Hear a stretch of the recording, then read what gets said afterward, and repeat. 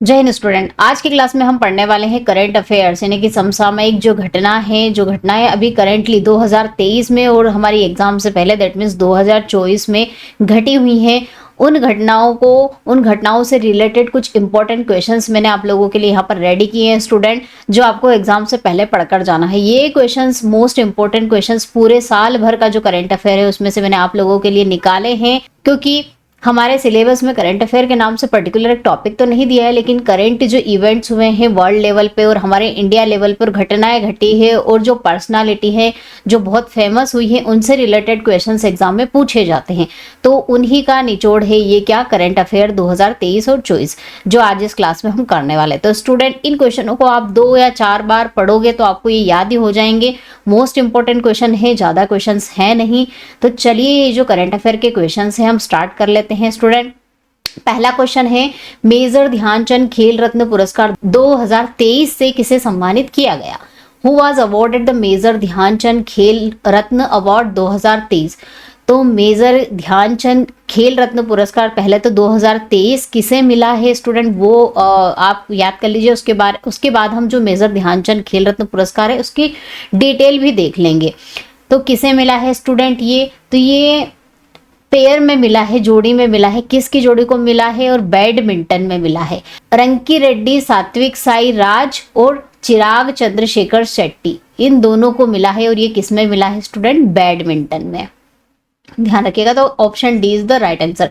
B और C दोनों को मिला है, जोड़ी में मिला है और मिला है बैडमिंटन में। ये ध्यान रखिएगा।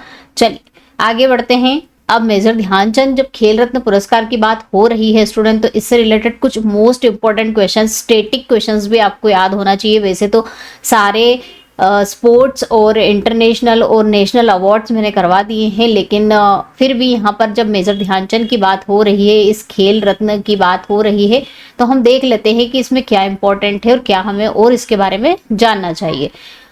तो मेजर ध्यानचंद का जो पहला पुरस्कार था, who won the first major Dhyanchand award, पहला जो मेजर ध्यानचंद पुरस्कार था वो किसे मिला था स्टूडेंट? तो किसे मिला था स्टूडेंट? इन सभी में विश्वनाथ आनंद को, चेस के लिए, शतरंज के खिलाड़ी हैं ये, इन्हें दिया गया था। अब यहाँ पर कुछ इंपॉर्टेंट फैक्ट्स हैं मेजर ध्यानचंद खेल रत्न अवार्ड के बारे में जो आपको पता होना चाहिए स्टूडेंट। ये बेस से ही मैंने लिया है। अगर आप लोगों ने पढ़ लिया होगा तो कोई बात नहीं, लेकिन नहीं पढ़ा है जिन बच्चों ने, वो एक बार इसके इंपॉर्टेंट पॉइंट देख लीजिए, और जिनने पढ़ लिया उनका रिवीजन भी हो जाएगा। तो चलिए देख लेते हैं कौन कौन से इंपॉर्टेंट पॉइंट्स हैं। तो ये जो मेजर ध्यानचंद खेल रत्न अवार्ड है, इसकी शुरुआत कब की गई थी स्टूडेंट? 1992 में इसकी शुरुआत की गई थी। इंटरनेशनल लेवल के जो कंपटीशन है उनमें अगर आपने अच्छा परफॉर्मेंस किया है तो ये सबसे हाईएस्ट, सबसे ऊंचा हमारे देश का दिया जाने वाला क्या है? पुरस्कार है। फर्स्ट विनर कौन थे इसके? तो इसके पहले जब इसकी शुरुआत की गई थी तो इसके जो पहले विनर थे वो कौन थे? विश्वनाथ आनंद थे। कब? उन्हें 1992 में दिया गया था और चेस के लिए दिया गया, चेस के खिलाड़ी थे। लास्ट विनर 2022, अभी 2023 में किसे मिला वो तो आप देख ही चुके हो। इसके पहले 2022 में भी ये मिल चुका है किसको? अचंता सारथ कमल को टेबल टेनिस में दिया गया है। ये इंपॉर्टेंट नहीं रहा क्योंकि अभी 2023 का याद कर लीजिए, जो अभी करेंटली जोड़ी को दिया गया है बैडमिंटन की, उनको मिला है। इसके अलावा फर्स्ट वुमेन, ध्यान रखिए इंपॉर्टेंट है, ये क्वेश्चन पूछा जाता है कि पहली महिला को जो है ये मेजर ध्यानचंद अवार्ड दिया गया था वो कौन थी? तो कर्णम मल्लेश्वरी थी, जिन्हें वेट लिफ्टिंग के लिए, भारत तोलन के लिए दिया गया था। और एक और इम्पोर्टेंट फैक्ट इसके बारे में ये ध्यान रखना है कि जब इसकी शुरुआत की गई थी इसका नाम मेजर ध्यानचंद खेल रत्न पुरस्कार नहीं था, इसका नाम क्या था? राजीव गांधी खेल रत्न अवार्ड था। उसके बाद इसका नाम चेंज कर दिया गया और मेजर ध्यानचंद खेल रत्न पुरस्कार इसे कहा जाता है अब। और एक और इसी के जैसा पुरस्कार है ध्यानचंद खेल रत्न पुरस्कार। ध्यानचंद खेल रत्न पुरस्कार भी है, दोनों के नाम बिल्कुल सेम है तो कंफ्यूज नहीं होना। मेजर ध्यानचंद खेल रत्न पुरस्कार और ध्यानचंद खेल रत्न पुरस्कार दोनों बिल्कुल डिफरेंट है, तो कंफ्यूजन नहीं होना है यहाँ पर। क्वेश्चन को ध्यान से पढ़िएगा। चलिए, तो पहला किसको दिया गया था? विश्वनाथ आनंद को। आगे बढ़ते हैं स्टूडेंट। मेजर ध्यानचंद खेल रत्न पुरस्कार पाने वाली पहली महिला कौन थी? तो पहली महिला जिन्हें दिया गया था अभी हमने डिस्कस किया था, कर्णम मल्लेश्वरी को, और वेट लिफ्टिंग के लिए, भारत तोलन के लिए, भारत तोलन वेट लिफ्टिंग के लिए इन्हें दिया गया था। नेक्स्ट है हाल ही में अब्दुल फतह अल सीसी किस देश के राष्ट्रपति चुने गए हैं? कौन? अब्दुल फतह अल सीसी। ये जो आप पिक्चर देख रहे हो ये अब्दुल फतह अल सीसी का है और इन्हें किस देश का राष्ट्रपति ये करेंटली 2023 में ही बने हैं। तो किस देश के बने हैं? ये इजिप्ट के बने हैं, मिस्र के बने हैं। चलिए कुछ इंपॉर्टेंट बात बता देती हूँ कि ये इजिप्ट है कहाँ, इससे हमारा थोड़ा जियोग्राफी भी आपका रिवाइज हो जाएगा। तो स्टूडेंट हमने अफ्रीका कॉन्टिनेंट बहुत अच्छे से पढ़ा था। तो अफ्रीका कॉन्टिनेंट में हमने देखा था कि ये मेडिटेरियन सी यानी कि भूमध्य सागर, लाल सागर और यहाँ पर हमने एक स्ट्रेट भी पढ़ा था जो यूरोप और अफ्रीका को कॉन्टिनेंट को एक दूसरे से जोड़ता है। तो यहाँ पर क्या था? इजिप्ट। ये क्या था? इजिप्ट यानी कि मिस्र। यहाँ के राष्ट्रपति ये बनाए गए हैं कौन? अब्दुल फतह अल सीसी। ये इनका डायग्राम, ये इनका चित्र है। कौन है ये? अब्दुल फतह अल सीसी।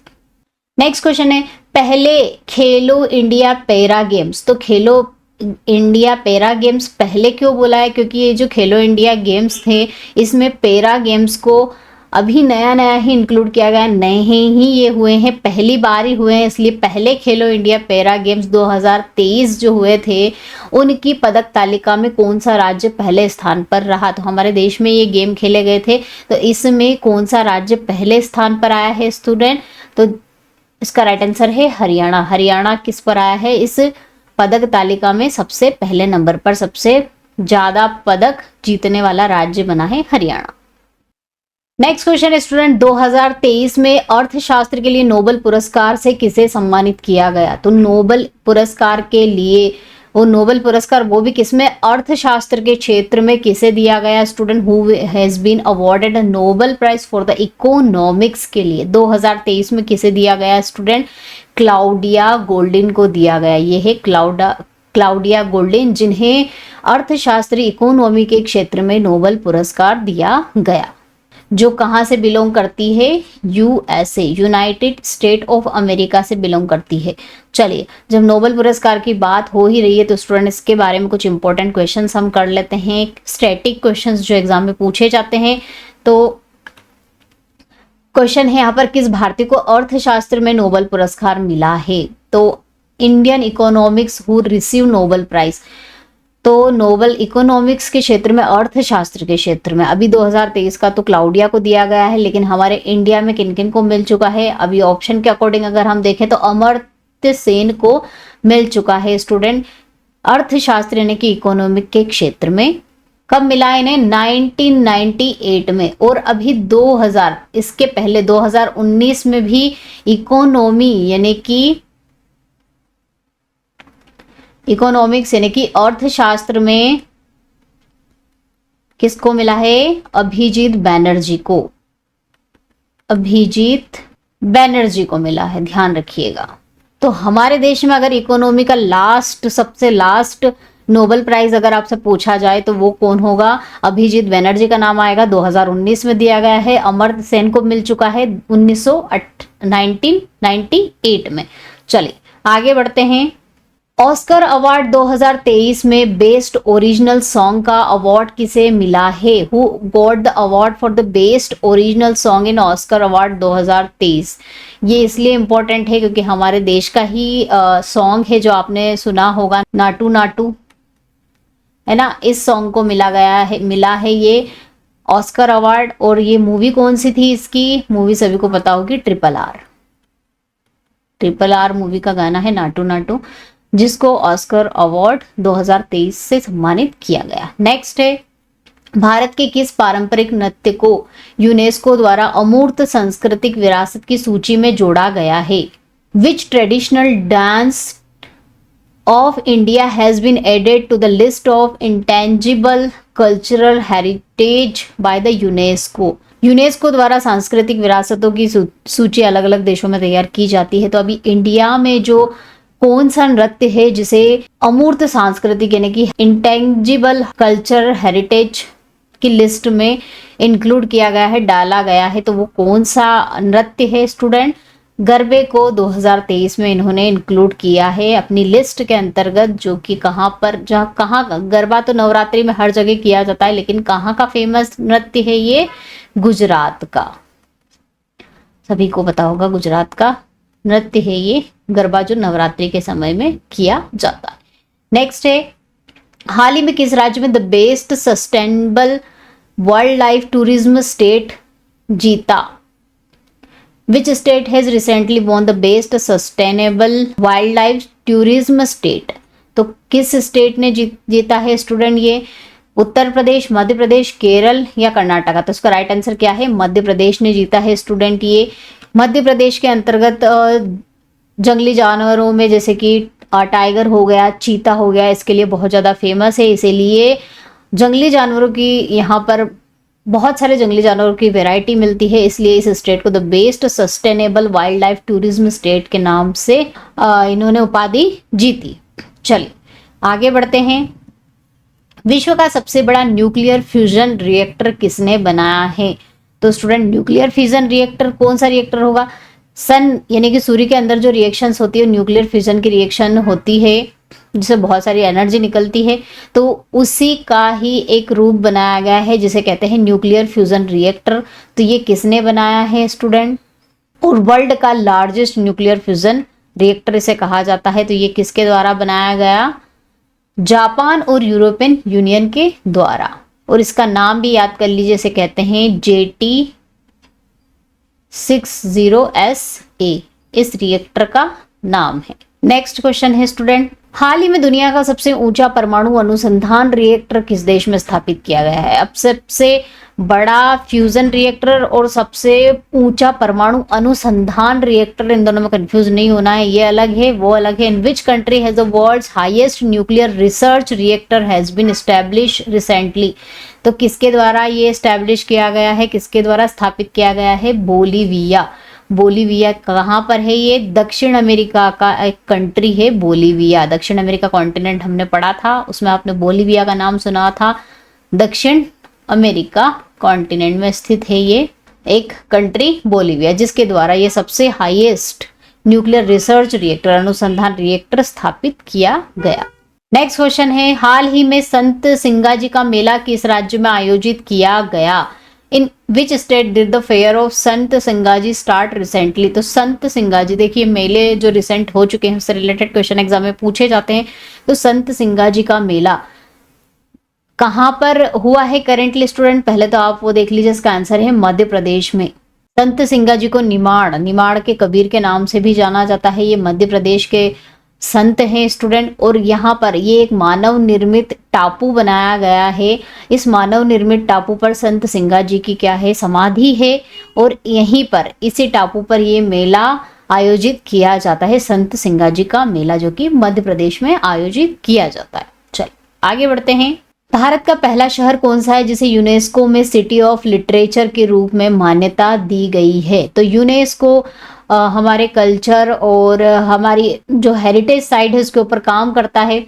तो यूनेस्को ने कौन सी सिटी को, अभी इंडिया की कौन सी सिटी को सिटी ऑफ द लिटरेचर से रिकॉग्नाइज किया, मान्यता दी? सिटी ऑफ लिटरेचर अगर पूछा जाए 2023 की, तो वो किसे कहा है स्टूडेंट? कोझिकोड को, जो कि कहाँ पर? केरल में स्थित है, केरला। और इसके अलावा एमपी के ग्वालियर को भी इस लिस्ट में इन्होंने शामिल किया है, जिसे इन्होंने किसकी उपाधि दी है? ग्वालियर को city of music. City of music अगर पूछा जाए, यूनेस्को के द्वारा मान्यता दी गई है सिटी ऑफ म्यूजिक की, तो वो ग्वालियर, मध्य प्रदेश के ग्वालियर को दी गई है। और केरल के कोझिकोड को किसकी उपाधि दी गई है? सिटी ऑफ लिटरेचर की उपाधि दी है। नेक्स्ट क्वेश्चन है स्टूडेंट, हाल ही में लेटेस्ट एआई प्रोजेक्ट जेमिनी को किस कंपनी के द्वारा लॉन्च किया गया? Recently the latest AI project Gemini has been launch by which company? तो स्टूडेंट अभी एआई जो है आर्टिफिशियल इंटेलिजेंस के ऊपर बहुत सारे प्रोजेक्ट बन चुके हैं और बहुत सारे सर्च इंजन भी जारी हो चुके हैं, क्योंकि आर्टिफिशियल इंटेलिजेंस अब आगे बहुत ज़्यादा हेल्पफुल होने वाला है। जैसे कि चैट जीपीटी भी हुआ था, इसी तरह से जेमिनी भी लॉन्च कर दिया गया है। तो ये किस कंपनी के द्वारा लॉन्च किया गया है स्टूडेंट? गूगल के द्वारा। यूनेस्को का पूर्ण रूप क्या है? यूनेस्को का पूर्ण रूप क्या है स्टूडेंट? क्या है इसका full form? United nations educational, scientific and cultural organisation. United nations educational scientific and cultural organisation के नाम से इसे जाना जाता है। इसका फुल फॉर्म क्या होगा? Option A. तो ये फुल फॉर्म भी पूछे जा सकते हैं यूनेस्को का, याद कर लीजिएगा। इसका हेडक्वार्टर भी पूछा जा सकता है। हेडक्वार्टर कहां पर है? फ्रांस में, पेरिस में है, और जो कि कहां पर है? फ्रांस में। तो हेडक्वार्टर याद कर लीजिएगा, फुल फॉर्म याद कर लीजिएगा। ये जो ऑर्गेनाइजेशन है इनके इंपॉर्टेंट हेडक्वार्टर और इनकी फुल फॉर्म है, ये एग्जाम में पूछे जाते हैं। नेक्स्ट क्वेश्चन है, हाल ही में अर्जेंटीना का राष्ट्रपति कौन बना है? Who has recently become the president of Argentina? तो अर्जेंटीना जो है स्टूडेंट, ये किसका किस कॉन्टिनेंट का चित्र है? ये दक्षिण अमेरिका का ये मैप है स्टूडेंट। कॉन्टिनेंट हम पढ़ चुके हैं, आपको पता ही चल गया होगा। जो नीचे वाला साउथ पार्ट है ये पूरा, यहाँ आपने पढ़ा भी होगा, एंडीज पर्वत यहाँ से यहाँ तक फैला हुआ है, और यहाँ पर चिली आता है सबसे नीचे, और ये अर्जेंटीना यहाँ की जो कंट्री है सेकंड मोस्ट लार्जेस्ट कंट्री है, दूसरे नंबर की सबसे बड़ी कंट्री है दक्षिण अमेरिका की, ब्राजील के बाद में। तो यहाँ के राष्ट्रपति अभी करेंटली कौन बने हैं स्टूडेंट? जेवियर मेली। ये जेवियर मेली हैं जो करेंटली दक्षिण अमेरिका की कंट्री अर्जेंटीना के राष्ट्रपति चुने गए। चलिए आगे बढ़ते हैं। नेक्स्ट क्वेश्चन है स्टूडेंट, निम्नलिखित में से कौन सा देश अफीम का सबसे बड़ा उत्पादक है? विच of the following country is the biggest producer of अफीम? तो स्टूडेंट ये करेंट का ही क्वेश्चन है। सबसे ज्यादा अफीम उत्पादक करने वाला जो देश बना है वो कौन बना है? म्यांमार बना है। इसके पहले कौन था? अफगानिस्तान था। अब अफगानिस्तान को क्रॉस कर दिया है म्यांमार ने, और म्यांमार अफीम उत्पादक देश, सबसे बड़ा अफीम उत्पादक देश बन गया है। नेक्स्ट क्वेश्चन है, भारत के सर्वोच्च न्यायालय की पहली महिला न्यायाधीश कौन थी? अब ये पहली महिला न्यायाधीश यहाँ पर क्यों आ गई हैं स्टूडेंट? चलिए पहले तो इसका आंसर हम देख लेते हैं। Who was the first women जज of the supreme court of India? तो कौन थी स्टूडेंट? वो एम फातिमा बीवी थी, और ये इंपॉर्टेंट इसलिए है क्योंकि पहले बनी कब थी ये देख लेते हैं हम। 1989 में ये पहली जज बनी थी, पहली महिला जज बनी थी, और अभी हाल ही में इनका निधन 96 की उम्र में इनका निधन हो गया। 96 साल की उम्र में इनका क्या हो गया? निधन हो गया। इसीलिए ये ज़रूरी हो गया है इनके बारे में पढ़ना। और ये हमारे देश की पहली महिला, और वो भी सर्वोच्च न्यायालय की पहली महिला न्यायाधीश थी, इसीलिए भी इम्पोर्टेंट है। चलिए आगे बढ़ते हैं। हाल ही में जारी की गई basic animal husbandry statistics 2023 report के अनुसार भारत का सबसे बड़ा दुग्ध उत्पादक करने वाला राज्य कौन सा है? डायरेक्टली क्वेश्चन इस तरह भी पूछा जा सकता है कि सबसे हाल ही में या फिर इसी साल 2023 में सबसे बड़ा दूध उत्पादन करने वाला राज्य कौन सा है? According to the recently release basic statistics 2023 report के according which is the largest milk producing state in India? Milk producing state in India, तो वो कौन रहा स्टूडेंट? सबसे पहले नंबर पर उत्तर प्रदेश रहा। और इसी रिपोर्ट के अकॉर्डिंग सबसे ज्यादा एग प्रोड्यूसिंग यानी कि अंडे उत्पादन करने वाला राज्य कौन सा बना? एपी यानी कि आंध्र प्रदेश अंडे उत्पादित करने वाला सबसे बड़ा राज्य बना, और दूध उत्पादन करने वाला सबसे राज्य कौन बना? उत्तर प्रदेश। चलिए आगे बढ़ते हैं। दुनिया का आठवां अजूबा भी दुनिया का बन गया है स्टूडेंट। जिन बच्चों को नहीं पता है वो है अंकोर वाट मंदिर को दुनिया का आठवां अजूबा की लिस्ट में शामिल किया गया है, जो किस देश में स्थित है? तो दो क्वेश्चन यहाँ पे आपके बन गए हैं। आठवां अजूबा का नाम क्या है? अंकोर वाट का मंदिर है, और ये किस देश में स्थित है? तो ये कहाँ पर स्थित है? कंबोडिया में स्थित है, जो कि कहाँ पर है? इटली में है। इटली भी नाम आ सकता है या फिर कंबोडिया भी आ सकता है, ध्यान रखिएगा। और ये अंकोर वाट के जो मंदिर है विष्णु मंदिर थे। कौन से मंदिर थे जब इनको बनाया गया था? विष्णु मंदिर। नेक्स्ट है, चर्चा में रही सिलक्यारा सुरंग किस राज्य में स्थित है? अभी करेंटली जो सिलक्यारा टनल थी बहुत ज्यादा फेमस हुई, जिसमें मजदूर फंस गए थे, उन्हें निकाल लिया गया है, उनका रेस्क्यू कर लिया गया है स्टूडेंट, जो कि किस राज्य में स्थित है? उत्तराखंड में। बेन गुरियन नहर परियोजना किस देश द्वारा प्रस्तावित है? Ben Gurion canal project is propose by which country? तो किसने ये बेन गुरियन नहर परियोजना कैनाल प्रोजेक्ट जो है प्रपोज किया है स्टूडेंट, किसके द्वारा किया गया? ये इजराइल के द्वारा। इजराइल और पैलेस्टीन, गाजा पट्टी, ये भी वैसे भी बहुत फेमस हुए थे। तो यही इन्हीं तीनों के बीच में यहाँ पर गाजा से यहाँ तक ये कैनाल बनाई गई है, बेन गुरियन नहर, जो किसके द्वारा प्रपोज की गई, किसके द्वारा प्रस्तावित की गई है? इजराइल के द्वारा। नेक्स्ट क्वेश्चन है, ग्लोबल इनोवेशन इंडेक्स 2023 में भारत की क्या रैंक है? What is the India's rank in global innovation index rank? अभी ग्लोबल इनोवेशन इंडेक्स रैंक होता क्या है? इनोवेशन मतलब आपके देश में लोग कितने इनोवेटिव है, कितने इनोवेटिव काम इस देश के द्वारा किए गए हैं, उसको बताने के लिए ये ग्लोबल इनोवेशन इंडेक्स बनाई जाती है कि कितने आपने अतरंगी कार्य किए हैं, इनोवेटिव कार्य किए हैं। तो हमारे देश का स्थान इस इंडेक्स में 2023 में क्या रहा? 40वें स्थान पर। पहले स्थान पर कौन आया?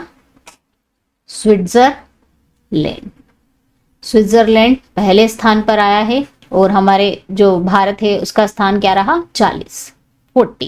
चलिए नेक्स्ट क्वेश्चन कर लेते हैं। हाल ही में मोहम्मद मुइज़्ज़ू को किस देश का राष्ट्रपति चुना गया है? Student, Mohamed Muizzu has recently been elected as a president of which country? तो कौन सी कंट्री का प्रेसिडेंट इन्हें बनाया गया है स्टूडेंट? तो राइट आंसर होगा मालदीव का। यहाँ पर मालदीव की कैपिटल भी आप देख लीजिए, क्या है? राजधानी, कैपिटल ऑफ मालदीव जो आपको पता होनी चाहिए, माले। राजधानी है मालदीव की, क्या नाम है उसका? माले। और यहाँ की करेंसी भी याद कर लीजिए, जब मालदीव की बात हो ही रही है तो करेंसी क्या है इसकी? मालदीवियन रुफिया। मालदीवियन रुफिया क्या है? यहाँ की करेंसी है। इसकी कैपिटल माले है। और अभी करेंटली 2023 में जो इसके राष्ट्रपति है कौन चुने गए? मोहम्मद मुइज़्ज़ू। चलिए आगे बढ़ते हैं। नोबेल शांति पुरस्कार 2023 किसे प्रदान किया गया? तो शांति के क्षेत्र में नोबेल पुरस्कार 2023 में किसे दिया गया स्टूडेंट? तो किसे दिया गया? नरगिस मोहम्मदी को दिया गया। ये नरगिस मोहम्मदी है जिन्हें 2023 का शांति का नोबेल पुरस्कार दिया गया। जो कौन से देश से बिलोंग करती हैं ये आपको पता होना चाहिए। ईरान। कहाँ की है ये? ईरान की है नरगिस मोहम्मदी, जिन्हें शांति के क्षेत्र में नोबेल पुरस्कार प्रदान किया गया। चलिए आगे बढ़ते हैं। नोबेल पुरस्कार की बात हो ही रही तो नोबेल पुरस्कार का प्रारंभ किस वर्ष से शुरू हुआ था student? From which year Nobel prize was started? 1901 में नोबेल पुरस्कार देने की शुरुआत की गई थी स्टूडेंट। कुछ और क्वेश्चन इसके बारे में स्टैटिक जीके के क्वेश्चन हम देख लेते हैं यहाँ पर। निम्नलिखित में से किस विषय पर नोबेल पुरस्कार नहीं दिया जाता है? On which of the following subject the Nobel prize is not given? तो किस पर नहीं दिया जाता है? केमिस्ट्री में दिया जाता है, अर्थशास्त्र, चिकित्सा, शांति, सभी के क्षेत्र में दिया जाता है, गणित के क्षेत्र में नहीं दिया जाता, और इसके अलावा म्यूजिक में भी, म्यूजिक यानी कि संगीत के क्षेत्र में भी ये पुरस्कार प्रदान नहीं किया जाता। इन 2 एरियाज में ये नहीं दिया जाता।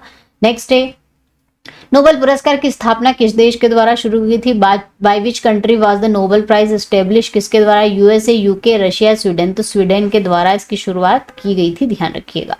नेक्स्ट है, नोबेल पुरस्कार प्रदान किए जाते हैं, नोबेल पुरस्कार अवार्डेड किसके द्वारा प्रदान किए जाते हैं? नॉर्वे सरकार के द्वारा, स्विट्जरलैंड सरकार के द्वारा, स्वीडिश अकेडमी के द्वारा, स्वीडन सरकार के द्वारा। तो स्वीडिश अकेडमी के द्वारा, स्वीडिश अकेडमी इसे प्रोवाइड करती है, प्रदान करती है। मैरी क्यूरी को नोबेल पुरस्कार किन श्रेणियों में मिले थे स्टूडेंट? तो in which category did Marie Curie get the Nobel prize? तो मैरी क्यूरी को 2 क्षेत्रों में नोबेल पुरस्कार मिल चुका है स्टूडेंट। इन्हें भौतिक और रसायन यानी कि फिजिक्स और केमिस्ट्री दोनों में नोबेल पुरस्कार ये प्राप्त कर चुकी हैं। नोबेल पुरस्कार जीतने वाले प्रथम भारतीय कौन थे? The first Indian to win the Nobel prize was. तो सबसे पहले नोबेल प्राइज में ये सबसे पहली महिला। और इस तरह से इंपॉर्टेंट क्वेश्चन, ये स्टैटिक के क्वेश्चन फिक्स होते हैं जो याद होना चाहिए क्योंकि पूछ लिए जाते हैं एग्जाम में कभी कभी। तो पहले इंडियन जिन्हें नोबेल प्राइज मिला था वो कौन थे? रविंद्रनाथ टैगोर थे, ये ध्यान रखना। नेक्स्ट है, भौतिकी में नोबेल पुरस्कार जीतने वाली पहली भारतीय महिला कौन है? Who is the first Indian women to win the Nobel prize in physics? Nobel prize physics के क्षेत्र में, भौतिकी के क्षेत्र में भारत में किसी भी महिला को अभी तक प्रदान नहीं किया गया है। तो इसका आंसर होगा उपरोक्त में से कोई नहीं।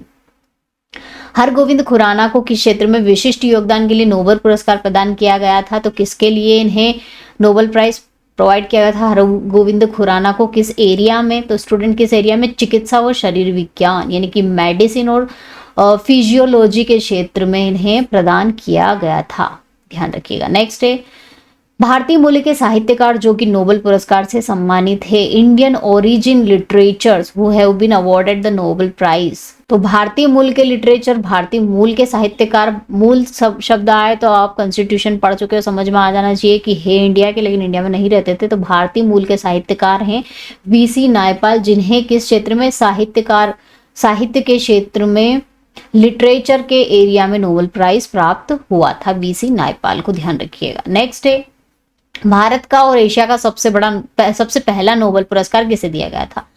First Nobel prize of India and Asia, Bharat में भी और पूरे एशिया में किसे मिला था? रविंद्रनाथ टैगोर।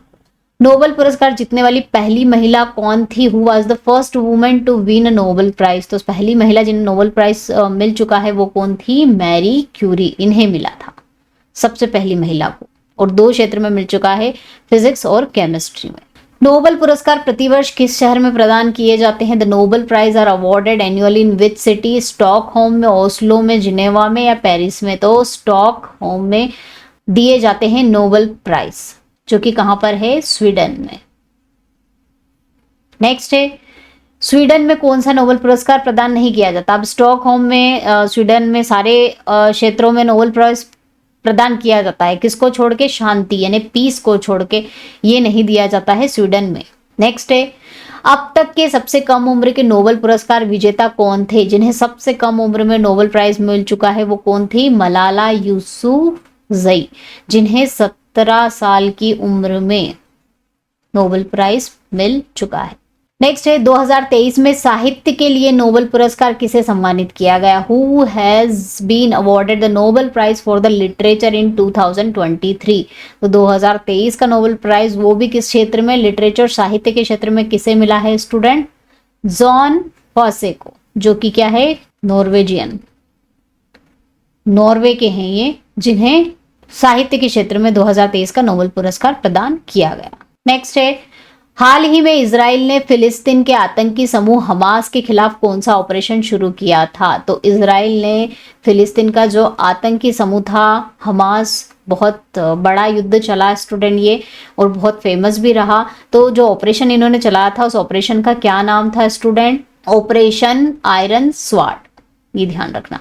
नेक्स्ट है इजराइल और फिलिस्तीन के भारतीय नागरिकों को वापस लाने के लिए भारत सरकार ने कौन सा ऑपरेशन शुरू किया? Which operation has been launch by the government of India to back Indian nationals from Israel and Palestine. यहाँ पर हमारे जो भारतीय थे उनको वापस लाने के लिए भारत सरकार के द्वारा जो ऑपरेशन चलाया गया उसका नाम क्या था? ऑपरेशन अजय। नेक्स्ट है भारत की पहली पुलिस ड्रोन यूनिट कहां पर स्थापित की गई? Where has India's first police drone unit has been? Drone के द्वारा जो निगरानी रखेगी, ड्रोन्स जो बहुत चल रहे हैं आजकल, उनके द्वारा निगरानी रखने वाली जो पहली यूनिट बनाई गई पुलिस की, वो कहां पर बनाई गई स्टूडेंट? चेन्नई में।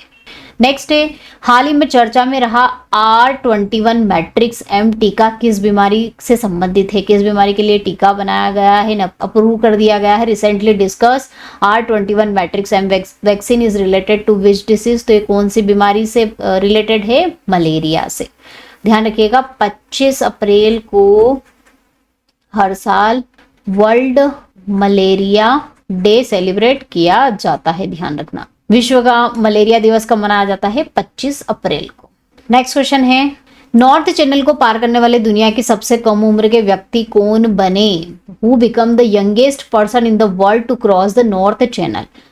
अब नॉर्थ चैनल को जो क्रॉस करने वाले सबसे कम उम्र के व्यक्ति थे वो कौन थे? अंशुमन झिंगरन है, जिन्होंने 18 साल की उम्र में और कितने 125 दिनों में नॉर्थ चैनल को पार कर दिया। और ये इसीलिए हम पढ़ रहे हैं क्योंकि ये हमारे इंडिया से हैं अंशुमन झिंगरन। और नॉर्थ चैनल कहाँ पर है ये भी आपको याद होना चाहिए। तो स्टूडेंट ये पर यहाँ आप देख पा रहे होंगे आयरलैंड कहाँ पर है, ये किसके बीच में है? आयरलैंड और स्कॉटलैंड, इन दोनों के बीच में ये है नॉर्थ चैनल। और इसको पार करने वाले सबसे कम उम्र के भारतीय हैं कौन? अंशुमन झिंगरन। नेक्स्ट क्वेश्चन है, बोनालू उत्सव किस राज्य से संबंधित है? Bonalu festival is related to which state? कहां पर यह सेलिब्रेट किया जाता है स्टूडेंट? आंध्र प्रदेश में, तेलंगाना में, केरल में या कर्नाटक में? तो कहां पर मनाया जाता है ये? तेलंगाना में। नेक्स्ट है, नाटो शिखर सम्मेलन 2023 का आयोजन कहां पर किया गया? Where is the NATO summit? देखिए जैसे G20 की समिट हुई थी, ऐसे अलग अलग जो ऑर्गेनाइजेशन है इनकी समिट होती रहती है। तो नाटो की समिट जो हुई थी 11-12 जुलाई 2023 को हुई थी। ये कहां पर हुई थी स्टूडेंट? लिथुआनिया में, जो कि कहां पर है? यूरोप में। यहां पर हुई थी नाटो की समिट 2023 के। और नाटो का फुल फॉर्म भी आपको पता होना चाहिए, क्या होता है? North Atlantic treaty organisation. Organisation इसका फुल फॉर्म है। नाटो का फुल फॉर्म पूछ लिया जा सकता है स्टूडेंट, फुल फॉर्म पूछे जाते हैं एग्जाम में। तो नॉर्थ अटलांटिक ट्रीटी ऑर्गेनाइजेशन इसका फुल फॉर्म है। और इसकी जो 2023 की समिट यानी कि सम्मेलन हुआ था वो कहां पर हुआ था? लिथुआनिया में, जो कि यूरोप में स्थित है। चलिए आगे बढ़ते हैं। हाल ही में किसे grand cross of the legion of honour के अवार्ड से सम्मानित किया गया? तो ये जो अवार्ड है कहाँ का अवार्ड है और किसे सम्मानित किया गया? तो ये किसे सम्मानित किया गया? नरेंद्र मोदी को। हमारे जो प्रधानमंत्री हैं, PM है नरेंद्र मोदी, उन्हें इस अवार्ड से सम्मानित किया गया। और ये अवार्ड है कहाँ का? क्या हमारे भारत का है क्या? नहीं, ये भारत का नहीं है। ये किसका है? फ्रांस का है। फ्रांसिस हाईएस्ट अवार्ड, फ्रांस का सबसे हाईएस्ट अवार्ड है ये। क्या? Grand cross of the legion of honour, जिसके द्वारा किसे? PM मोदी को सम्मानित किया गया। नेक्स्ट है, हाल ही में उड़ीसा कैबिनेट ने किस भाषा को संविधान की 8वीं अनुसूची में शामिल करने के प्रस्ताव को मंजूरी दे दी? तो ध्यान रखिए यहाँ पर 2 क्वेश्चन आपके प्रिपेयर हो गए। 8वीं अनुसूची किससे रिलेटेड है? जिसमें हमारी 22 भाषाएं हैं, 22 लैंग्वेजेस हैं जिन्हें जगह मिली हमारे संविधान में। उसी में ही एक और भाषा ऐड करने का प्रावधान रखा गया है कैबिनेट में और उसे मंजूरी दे दी गई है। और वो भाषा कौन सी है स्टूडेंट? कुई भाषा।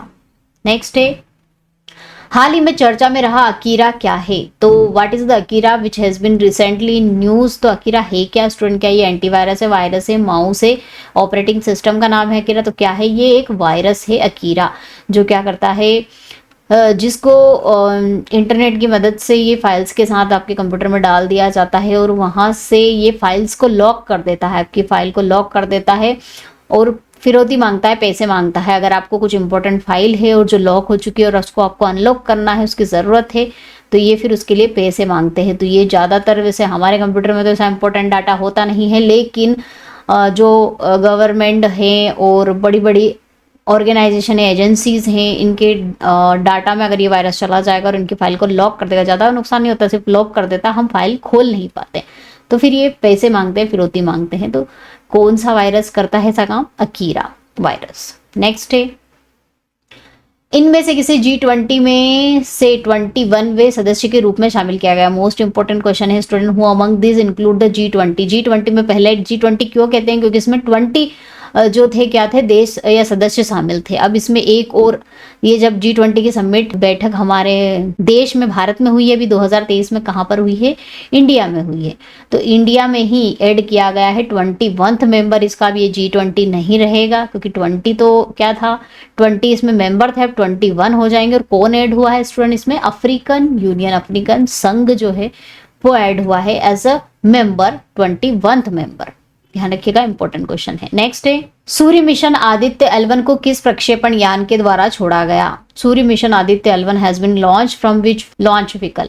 तो स्टूडेंट किसके द्वारा छोड़ा गया है? ये PSLV C57 के द्वारा छोड़ा गया है। PSLV का ये 60वां मिशन था। इसके पहले चंद्रयान भी इसी से PSLV के द्वारा ही प्रक्षेपित किया गया, लॉन्च किया गया।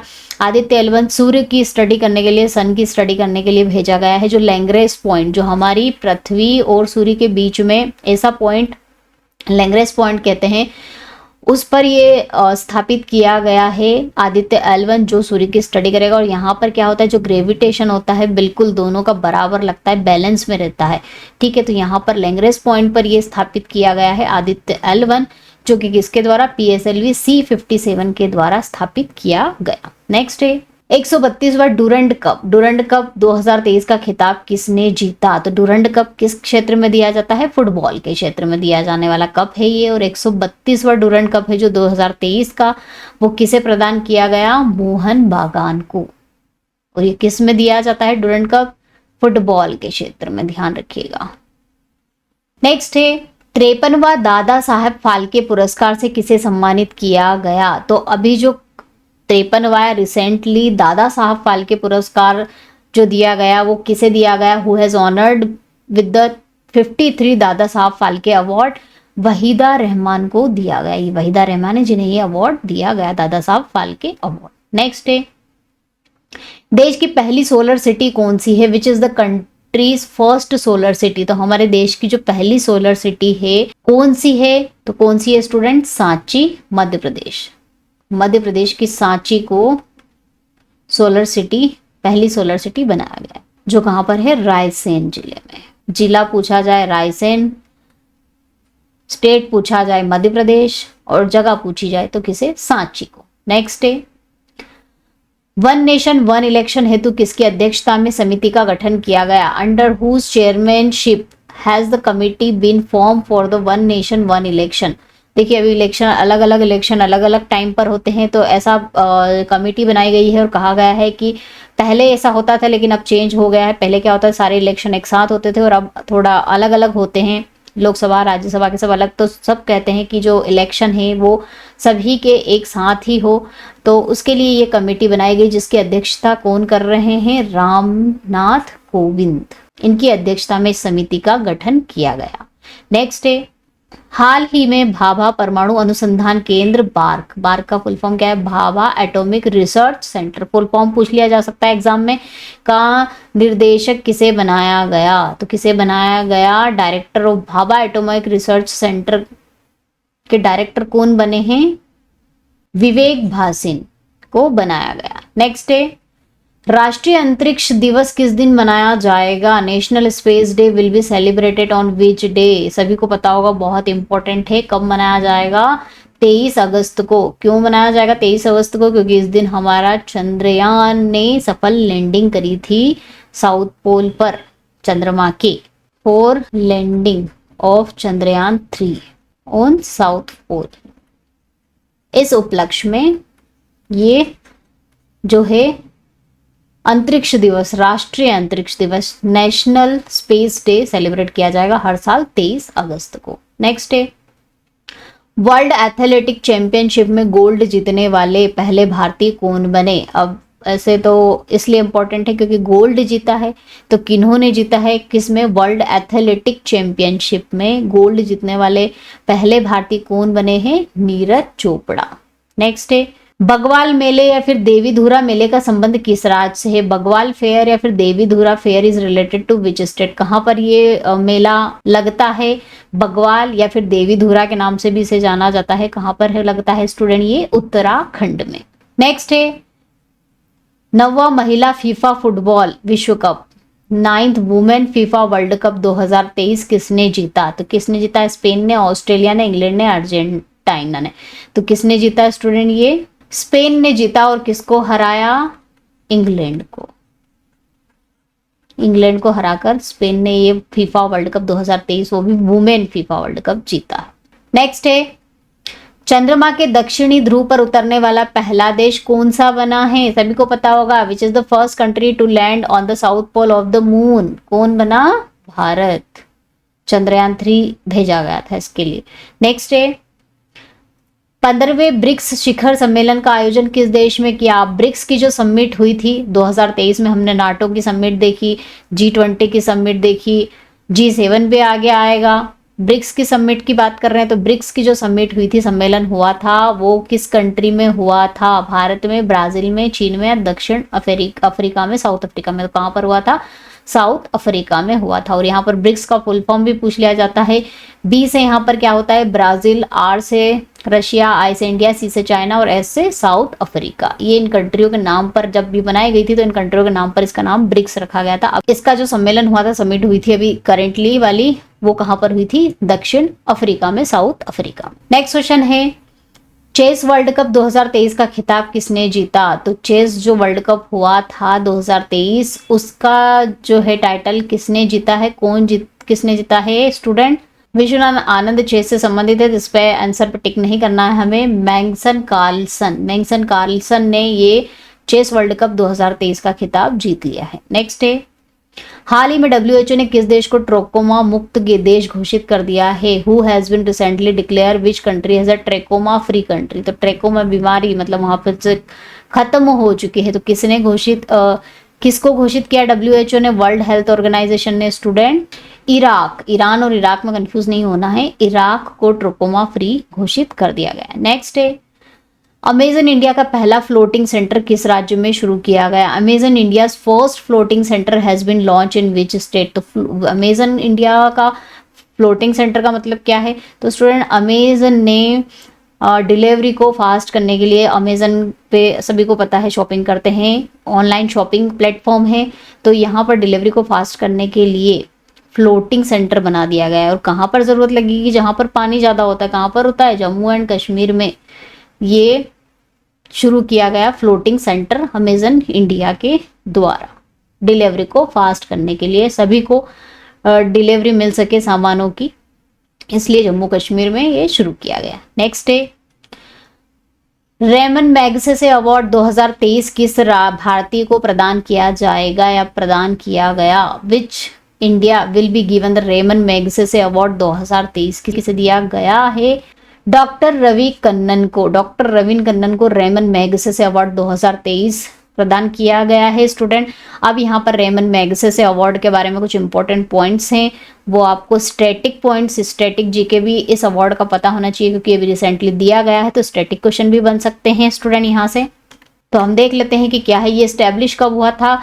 रेमन मैग्सेसे अवार्ड की शुरुआत कब की गई थी? 1957, 1957 में इसकी शुरुआत की गई थी, लेकिन इसको दिया कब जाने लगा? शुरुआत तो 1957 में हुई थी, लेकिन इसको 1958 से दिया जाने लगा। और इस अवार्ड का नाम रेमन मैग्सेसे अवार्ड क्यों रखा गया है? क्योंकि किसके नाम पर रखा गया है? प्रेसिडेंट ऑफ फिलीपींस के जो प्रेसिडेंट है उनके मरने के बाद उनके नाम पर इस अवार्ड का नाम रेमन मैग्सेसे रखा गया है स्टूडेंट। इसे अगर क्वेश्चन पूछा जाए एग्जाम में कि नोबेल प्राइज ऑफ एशिया का नोबेल प्राइज किसे कहा जाता है, तो रेमन मैग्सेसे को कहा जाता है, ये ध्यान रखिएगा। और किस किस कैटेगरी में ये दिया जाता है? तो अगर आपने सरकारी सेवा में कोई सा अच्छा काम किया है, पब्लिक सर्विस सार्वजनिक सेवा में कोई सा अच्छा काम किया है, या फिर सामुदायिक नेतृत्व यानी कम्युनिटी लीडरशिप में कोई अच्छा काम किया है, या फिर पत्रकारिता, साहित्य या रचनात्मक कला के क्षेत्र में कोई सा अच्छा काम किया है, शांति के क्षेत्र में, या फिर इंटरनेशनल अंडरस्टैंडिंग यानी अंतर्राष्ट्रीय समझ से रिलेटेड कोई सा अच्छा काम किया है, तो इन कैटेगरी में ये अवार्ड दिया जाता है रेमन मैग्सेसे अवार्ड। शुरुआत कब की गई थी, कब दिया जाने लगा, किसके नाम पर इसका नाम रखा गया और किस कैटेगरी में ये दिया जाता है, किन किन क्षेत्रों में दिया जाता है, ये आपको पता होना चाहिए रेमन मैग्सेसे अवार्ड के बारे में। 2023 में किसे दिया गया? डॉक्टर रवि कन्नन को। नेक्स्ट है, मिस अर्थ इंडिया 2023 का खिताब किसने जीता? Who won the Miss Earth India 2023 title? तो किन्होंने जीता? प्रियन सेन ने। नेक्स्ट है, किस राज्य ने भारत का पहला आर्टिफिशियल इंटेलिजेंट स्कूल लॉन्च किया गया है? Which state has launched India's first AI school?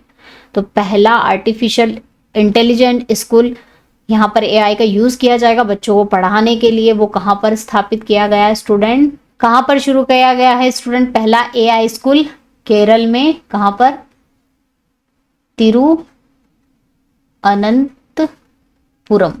Thiruvananthapuram में केरला में ये आर्टिफिशियल इंटेलिजेंस स्कूल की शुरुआत की गई। नेक्स्ट है, स्टेच्यू ऑफ वननेस किस राज्य में बनाया गया है? The statue of oneness is build in which state? तो कहाँ पर बनाया गया है? ये मध्य प्रदेश में ओमकारेश्वर, नाम आपने सुना होगा। कहाँ पर? ओमकारेश्वर में, मध्य प्रदेश के ओमकारेश्वर में ये बनाया गया है। और किसकी मिसाल देता है ये स्टेच्यू ऑफ वननेस? क्या बताता है? एकात्मकता, वननेस का प्रतीक है, ये एकात्मकता का प्रतीक है। और ये जो मूर्ति यहाँ पर स्टेच्यू स्थापित किया गया है 108 फीट की है। 108 फीट की यहाँ पर आदि शंकराचार्य, कौन है ये? आदि शंकराचार्य की मूर्ति स्थापित की गई है, जो बताती है किसको, वननेस को, एकात्मकता का प्रतीक है ये स्टूडेंट। कहां पर, मध्य प्रदेश के ओमकारेश्वर में ये स्थापित किया गया है। चलिए नेक्स्ट क्वेश्चन कर लेते हैं। हाल ही में घोषित भारत का 42वां विश्व धरोहर स्थल होयसल के पवित्र मंदिर समूह किस राज्य में स्थित है? In which state is recently declare 42 world heritage site.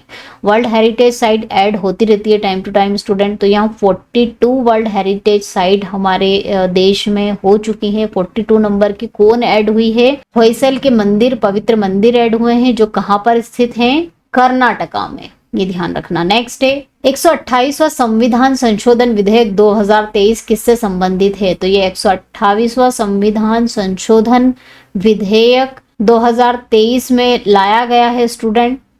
The 128th constitutional amendment bill है 2023 में, related to which of the following. तो किससे जुड़ा हुआ बिल है ये जो लाया गया था संशोधन के लिए? महिला आरक्षण बिल, वुमेन्स रिजर्वेशन बिल है ये, महिलाओं के रिजर्वेशन आरक्षण से जुड़ा हुआ बिल है। नेक्स्ट है पुराने संसद भवन का नाम क्या रखा गया है? What is the name of the old parliament house? तो स्टूडेंट ओल्ड पार्लियामेंट हाउस सभी को पता होगा, पार्लियामेंट नई बन गई है, उसमें नई पार्लियामेंट में अब सेशंस होंगे। पुरानी पार्लियामेंट को का नाम चेंज कर दिया गया है, उसे क्या बना दिया गया है? संविधान सदन, द कॉन्स्टिट्यूंट हाउस के नाम दे दिया गया है पुरानी पार्लियामेंट को। तो हम अभी कॉन्स्टिट्यूशन यानी संविधान की क्लास पढ़ रहे हैं स्टूडेंट, क्लासेस चल रही है। तो संविधान की क्लास में जब हम पार्लियामेंट के बारे में, संसद के बारे में पढ़ेंगे, तो वहां पर इसकी पूरी डिटेल आपको मैं बता दूंगी कि नई वाली को किन्होंने बनाया है, पुरानी वाली का नाम क्या रखा गया, मतलब पूरी डिटेल जो है नई और पुरानी की आपको कहाँ पर मिल जाएगी? कॉन्स्टिट्यूशन की क्लास में जब हम संसद पढ़ेंगे तब मिल जाएगी। नेक्स्ट है प्रतिष्ठित नॉर्मन ई बोरलॉग पुरस्कार 2023 किसे प्रदान किया गया? Who win the award the prestigious Norman E Borlaug award? तो ये एग्रीकल्चर और इन्वायरमेंट में कुछ अच्छे काम करने के लिए, कृषि और पर्यावरण से संबंधित अच्छे काम करने के लिए ये अवार्ड दिया जाता है। नॉर्मन ई बोरलॉग के नाम पर इसका नाम रखा गया है। 2023 में किसे दिया गया है स्टूडेंट? स्वाति, डॉक्टर स्वाति नायक को। नेक्स्ट क्वेश्चन है स्टूडेंट, वर्ल्ड बैंक के अध्यक्ष के रूप में किसे चुना गया है? Who has been elected as a president of world bank? तो वर्ल्ड बैंक का प्रेसिडेंट किसे बनाया गया है रिसेंटली? अजय बंगा को, ध्यान रखिएगा। नेक्स्ट है स्थितवे पोर्ट किस देश में स्थित है? In which country स्थितवे port located? कहां पर स्थित है स्टूडेंट? ये म्यांमार में। नेक्स्ट है राइट टू वॉक लागू करने वाला भारत का पहला राज्य कौन सा बना है? Which state become first in India to implement right to walk? Right to walk मतलब रोड पर चलने वाले व्यक्तियों की दुर्घटना बहुत होने की वजह से ये राइट टू वॉक लागू किया गया है। जो कहां पर लागू किया गया है? रोड पर चल रहे लोगों की सुरक्षा के लिए लागू किया गया है पंजाब में। नेक्स्ट है बहुउद्देशीय गजपति सिंचाई परियोजना का संबंध किस राज्य से है? The multipurpose Gajapati irrigation project is related to which state? तो कौन से स्टेट से जुड़ा हुआ है स्टूडेंट ये गजपति सिंचाई परियोजना? उड़ीसा। नेक्स्ट है हाल ही में ट्विटर के सीईओ किसे नियुक्त किया गया है? Who has been appointed as CEO of Twitter recently? किन्हें बनाया गया है? लिंडा याकारिनो को। नेक्स्ट है बुक, कौन सी book? The golden years the many joy of living a good long life किसके द्वारा लिखी गई है? The book golden years the many joys of living a good long life is written by whom? किसके द्वारा लिखी गई है स्टूडेंट? ये रस्किन बॉन्ड के द्वारा। इंपॉर्टेंट है, बुक से रिलेटेड, रिसेंट बुक से रिलेटेड भी क्वेश्चन एग्जाम में पूछे जाते हैं, तो ये याद कर लीजिएगा। नेक्स्ट है चक्रवात प्रभावित म्यांमार की सहायता के लिए भारत में कौन सा ऑपरेशन शुरू किया गया? Which operation has been launch by India to help cyclone hit Myanmar? तो स्टूडेंट इसको याद करने का तरीका ये कि हाँ वहां पर साइक्लोन आ गया था और म्यांमार की हमें सहायता करनी, तो हमें दया आ गई, करुणा। करुणा मतलब क्या? दया आ गई, तो हमने कौन सा ऑपरेशन चलाया? ऑपरेशन करुणा। नेक्स्ट है 49th G7 शिखर सम्मेलन अब का आयोजन कहां पर किया गया? अब 49th G7 समिट ये कहां पर हुई थी? नाटो समिट हो गई, G20 समिट हो गई, G7 समिट आ गई, ये कहां पर हुई थी स्टूडेंट? हिरोशिमा जापान में। नेक्स्ट है निम्न में से किस बुक के लिए अंतर्राष्ट्रीय बुकर पुरस्कार 2023 प्रदान किया गया? For which of the following book international Booker prize 2023 has been awarded? तो किसको दिया गया ये बुकर प्राइज? टाइम शेल्टर को। अब ये बुकर प्राइज की थोड़ी बहुत इंफॉर्मेशन आपको याद होनी चाहिए, स्टैटिक क्वेश्चन इसके ऊपर बन सकते हैं स्टूडेंट। तो इसकी शुरुआत कब की गई थी बुकर प्राइज की? 1969 में। और ये क्या है? द सेकेंड हाईएस्ट अवार्ड, सब दूसरे नंबर का सबसे बड़ा पुरस्कार है जो साहित्य के क्षेत्र में दिया जाता है नोबेल प्राइज के बाद। सबसे पहले नंबर पर नोबेल प्राइज आता है, नोबेल प्राइज के बाद दूसरे नंबर पर आता है Booker prize. Highest, second highest prize है ये लिटरेचर के क्षेत्र में, साहित्य के क्षेत्र में दिया जाने वाला। इसकी एलिजिबिलिटी क्या होनी चाहिए? किसे ये दिया जाता है? तो राइटर्स को दिया जाता है, जो लिखते हैं, लेखन का कार्य करते हैं, लेखक है, उन्हें दिया जाता है। किसी भी कंट्री के हो सकते हैं वो, किसी भी कंट्री के राइटर को ये बुकर प्राइज दिया जा सकता है। बस उनका जो नॉवेल है, उनका जो लेख है वो कहाँ पर प्रकाशित होना चाहिए? पब्लिश होना चाहिए यूके में, यूनाइटेड किंगडम में पब्लिश होना चाहिए। इसके अलावा ये किसके द्वारा दिया जाता है? बुकर कंपनी और ब्रिटिश एडमिनिस्ट्रेटर एसोसिएशन के द्वारा ये पुरस्कार प्रदान किया जाता है स्टूडेंट। फर्स्ट इंडियन जिन्होंने बुकर प्राइज जिन्हें दिया गया था, ब्रिटिश सिटीजन हैं लेकिन इंडिया ओरिजिनेट इंडिया के हैं, मूल निवासी भारत के हैं। कौन? सलमान रश्दी को 1981 में 1981 में ये बुकर दिया गया है। ये याद कर लीजिएगा क्योंकि इंडिया से जुड़ा हुआ है और अभी करंटली दिया गया है, तो क्वेश्चन यहाँ से बन सकता है। अरुंधति रॉय को भी ये अवार्ड दिया जा चुका है। किसके लिए दिया जा चुका है? 1997 में दिया जा चुका है उनके novel God of small things के लिए। God of small things Arundhati Roy की कृति है। ये क्वेश्चन भी बन सकता है कि गॉड ऑफ स्मॉल थिंग्स किसकी रचना है? तो किसकी? अरुंधति रॉय को, और इसको बुकर प्राइज मिल चुका है 1997 में। चलिए आगे बढ़ते हैं। नाटो का 31वां सदस्य कौन सा देश बना है? तो विच country has become a 31st member of NATO? NATO के बारे में हम फुल फॉर्म देख चुके हैं, नॉर्थ अटलांटिक ट्रीटी ऑर्गेनाइजेशन। तो इसका 31वां सदस्य देश कौन बना है स्टूडेंट? फिनलैंड। नेक्स्ट है, किस शहर में पूर्वोत्तर का पहला एम्स स्थापित किया गया है? In which city has the first AIIMS of the north east been set up? तो पूर्वोत्तर जो राज्य हैं उनमें सबसे पहला एम्स कहां पर स्थापित किया गया है स्टूडेंट? गुवाहाटी में, जो कि असम की कैपिटल है। नेक्स्ट है, नदी के अंदर भारत की प्रथम मेट्रो ट्रेन किस शहर में शुरू की गई? मेट्रो ट्रेन तो शुरू हो चुकी थी, लेकिन नदी के अंदर, पानी के अंदर पहली मेट्रो ट्रेन कहां पर शुरू हुई है स्टूडेंट? कोलकाता में। नेक्स्ट है, सूडान में फंसे भारतीयों की सुरक्षित वापसी के लिए सरकार ने कौन सा ऑपरेशन शुरू किया? Which operation has been started by the government of India for the safe return of Indians trapped in Sudan? तो अलग अलग जगह अलग अलग ऑपरेशन, म्यांमार में अलग ऑपरेशन चलाया गया, फिलिस्तीन और इजराइल के बीच में झगड़े में जो भारतीय फंसे हुए थे उनके लिए अलग ऑपरेशन चलाया गया। यहाँ पर एक ऑपरेशन चला सूडान में जो फंसे हुए भारतीय उनको निकालने के लिए। तो कौन सा ऑपरेशन चलाया गया था? ऑपरेशन कावेरी। नेक्स्ट है, विश्व ब्रेल दिवस कब मनाया जाता है? When is world Braille day observe? क्योंकि अभी रिसेंटली है, ये मनाया जा चुका है, इसलिए आपको याद होना चाहिए कब मनाया जाता है। 4 जनवरी को। 4 जनवरी को मनाया जाता है और सभी को पता होगा ब्रेल जो है ब्रेल लिपि से जुड़ा हुआ है। ब्रेल लिपि की शुरुआत हुई थी, जो देख नहीं सकते व्यक्ति, उनकी आंखें तो नहीं होती लेकिन उनका दिमाग बहुत तेज होता है, उनके लिए ये ब्रेल लिपि बनाई गई थी, जिसके लिए ये दिन मनाया जाता है ब्रेल दिवस 4 जनवरी को। नेक्स्ट है, राष्ट्रीय युवा दिवस मनाया जाता है, ये भी रिसेंटली मनाया गया है, तो एग्जाम में पूछा जा सकता है student. National youth day is observed on 12 जनवरी, 12 जनवरी को मनाया जाता है। स्वामी विवेकानंद की बर्थ एनिवर्सरी, उनके जन्म दिन के उपलक्ष्य में ये मनाया जाता है नेशनल यूथ डे। नेक्स्ट है, एमएस स्वामीनाथन पुरस्कार 2024 किसे प्राप्त हुआ है? 2024 का 2024 का एमएस स्वामीनाथन पुरस्कार किसे दिया गया है? तो किसे दिया गया है स्टूडेंट? ये प्रोफेसर BR कंबोज को। नेक्स्ट है, 16वें वित्त आयोग के अध्यक्ष के रूप में किसे नियुक्त किया गया? Who appointed as a chairman of 16th finance commission? Finance commission के 16वें चेयरमैन के रूप में किसे नियुक्त किया गया स्टूडेंट? अपॉइंट किया गया डॉक्टर अरविंद पनगड़िया को। हाल ही में कौन सा केंद्र शासित प्रदेश पीएम विश्वकर्मा योजना को लागू करने वाला पहला केंद्र शासित प्रदेश बना है? Which union territory recently become the first implement to the PM Vishwakarma Yojana?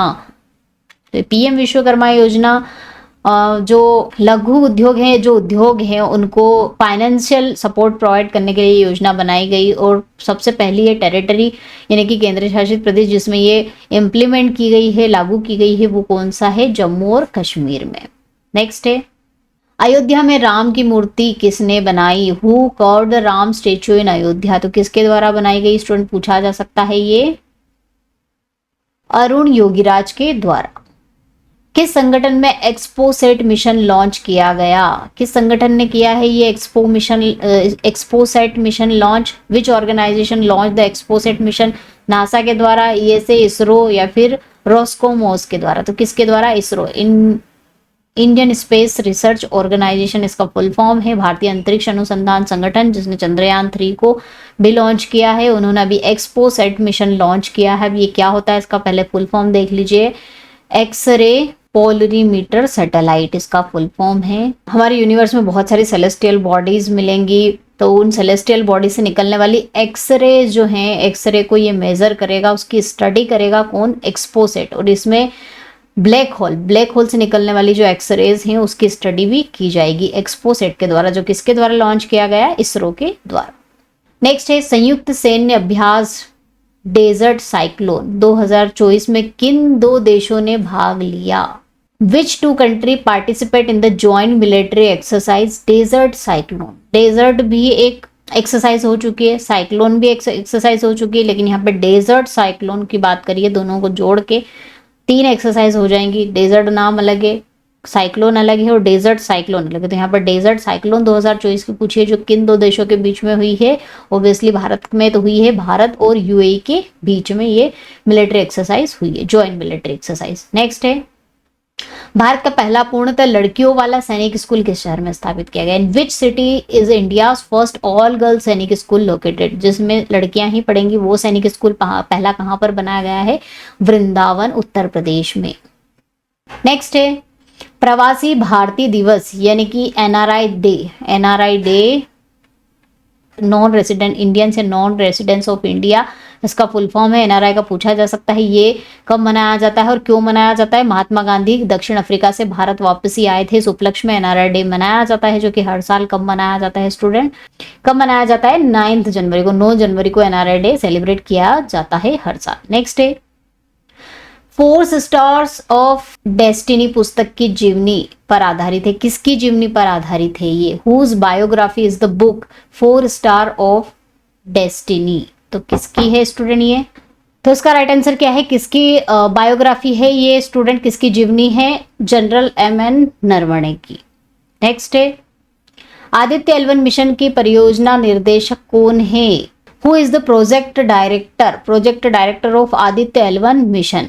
तो आदित्य L1 मिशन के प्रोजेक्ट डायरेक्टर कौन है स्टूडेंट? निगार शाह जी। नेक्स्ट है, चंदूबी उत्सव किस राज्य में मनाया जाता है? In which state is the Chandubi festival celebrated? तो चंदूबी कहां पर मनाया जाता है? ये आसम में। Gandhi a life in 3 campaign पुस्तक के लेखक कौन है? Who is the author of the book Gandhi a life in 3 campaigns? किसके द्वारा लिखी गई है ये? MJ अकबर के द्वारा। नेक्स्ट है, भारत का पहला राष्ट्रीय राजमार्ग स्टील्स लेग रोड खंड किस राष्ट्रीय राजमार्ग पर स्थित है? India first national highway steel slag road. Steel slag road का मतलब ये है स्टूडेंट कि जो स्टील कंपनी से जो बचा कुचा स्टील या फिर स्लेग जो निकलता है उसका रोड बनाने में यूज किया जाता है, तो उससे जो बनाए गए रोड हैं उन्हें स्टील स्लेग रोड कहा जाता है। इससे पहले भी स्टील स्लेग रोड बन चुका है, तो एक सिटी में बना था। तो सिटी का अगर नाम पूछा जाए तो सिटी में किस में बना था? ये सूरत में। लेकिन अभी यहाँ पर हाईवे, नेशनल हाईवे पूछा है, नेशनल हाईवे में भी इसका यूज किया गया है। वो कौन सा है? NH66 Mumbai to Goa highway में। नेक्स्ट है, 2024 में गणतंत्र दिवस परेड में किस राज्य की झांकी ने प्रथम पुरस्कार प्राप्त किया था? Which state W secured the first prize at the Republic Day parade in the 2024 तो किसने किया था? ओडिशा ने। तो स्टूडेंट ये थे 2023-24 के इंपॉर्टेंट करंट अफेयर से रिलेटेड क्वेश्चन। इनको 1, 2, 4 बार रीड आउट करोगे, पढ़ोगे तो ये याद हो जाएंगे। इंपॉर्टेंट है, 1 या 2 क्वेश्चन आपके करंट अफेयर के जीके में पूछे जाते हैं। करंट इवेंट से जुड़ी हुई घटना या फिर जो हमारे स्टैटिक जीके के क्वेश्चन है वो भी करंट अफेयर से कनेक्ट करके पूछे जा सकते हैं, तो इनको याद कर लीजिएगा, इंपॉर्टेंट है। इसके अलावा हुज एंड हु, मतलब जो अलग अलग ऑर्गेनाइजेशन जैसे कि एसएसबी हो गया, इनके डायरेक्टर कौन बने, अध्यक्ष कौन बने, तो हुज एंड हु में इस तरह से क्वेश्चन भी पूछे जाते हैं। भारतीय दूरसंचार नियामक प्राधिकरण, जिसे ट्राई कहा जाता है, हिंदी में इसका नाम क्या है स्टूडेंट? भारतीय दूरसंचार नियामक प्राधिकरण। इंग्लिश में इसे कहते हैं telecom regulatory authority of India. तो फुल फॉर्म ध्यान रखिए, हुज एंड हु तो हम पढ़ रहे हैं कि कौन क्या है अभी 2023-24 में, साथ ही साथ जिसमें भी हम हुज एंड हु पढ़ रहे हैं उसका आपको फुल फॉर्म और हेड क्वार्टर भी याद करना है, क्योंकि एग्जाम में क्वेश्चंस यहाँ से भी आपके बनते हैं। तो हेड क्वार्टर याद करना, इसका फुल फॉर्म याद करना, और इसका क्या काम है वो मैं आपको ओरली बता दूंगी, ताकि आपको ये समझ में आए कि जिस संस्था के बारे में, जिस ऑर्गेनाइजेशन के बारे में हम पढ़ रहे हैं उसका एक्चुअली में काम क्या है। तो ये तो आपको याद होना चाहिए, आपका स्टैटिक जीके हो जाएगा, और इसके जो भी अध्यक्ष हैं, जो भी इसके हेड अभी बने हैं, वो आपका करंट का टॉपिक हो जाएगा। चलिए, तो यहाँ पर ट्राई का पूछा है स्टूडेंट, तो सबसे पहले हम ट्राई के बारे में इंफॉर्मेशन देख लेते हैं कि ट्राई है क्या। तो स्टूडेंट, ट्राई का फुल फॉर्म याद कर लीजिएगा, telecom regulatory authority of India इसे कहा जाता है। हिंदी में भारतीय दूरसंचार नियामक प्राधिकरण है स्टूडेंट। इसका हेडक्वार्टर नई दिल्ली में है। इसकी स्थापना, एस्टेब्लिशमेंट कब हुआ था? 1997 में। 1997 में इसका क्या हुआ था स्टूडेंट? स्टैब्लिशमेंट हुआ था, स्थापना हुई थी, और हेडक्वार्टर कहाँ पर है? नई दिल्ली में है। तो हेडक्वार्टर याद कर लीजिएगा स्पेशली, और फुल फॉर्म याद कर लीजिएगा। चलिए, अब ट्राई का फंक्शन क्या है, ट्राई करती क्या है स्टूडेंट? तो नाम से ही इसके पता चल रहा है, दूर संचार नियामक प्राधिकरण, मतलब ये हमारी जो टेलीकॉम से रिलेटेड है, दूर संचार से रिलेटेड जितनी भी सेवाएं हैं, जैसे कि हम सिम चलाते हैं, हम इंटरनेट चलाते हैं, इंटरनेट कनेक्शन लेते हैं, तो जितनी भी दूर संचार से जुड़ी हुई गतिविधियां हैं, फंक्शन है, वो कौन परफॉर्म करता है? क्योंकि हर एक टास्क के लिए गवर्नमेंट ने हमारे इंडिया में एक ऑथोरिटी है, एक ऑर्गेनाइजेशन है सभी कामों के लिए।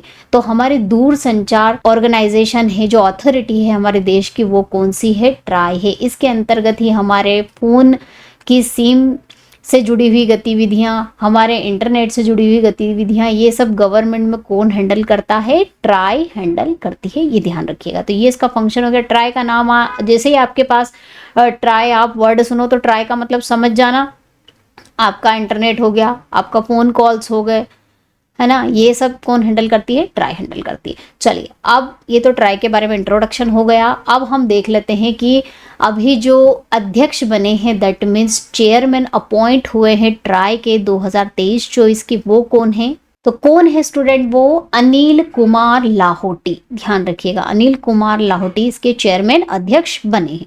चलिए, अगला क्वेश्चन है स्टूडेंट, संयुक्त राष्ट्र यानी कि यूनाइटेड नेशन में भारत के स्थायी प्रतिनिधि कौन बने हैं? Who has become the permanent representative of India in United nation.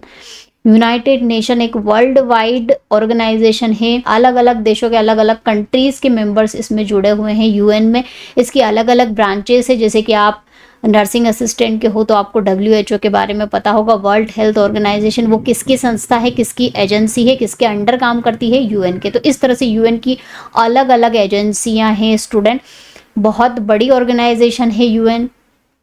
बहुत सारे जो प्रॉब्लम्स है उन पर ये काम करती है, अलग अलग डिपार्टमेंट में ये काम करती है, जैसे कि हेल्थ हो गया, हेल्थ के बाद इकोनॉमी का हो गया, इस तरह से अलग अलग इसके डिपार्टमेंट है यूएन के।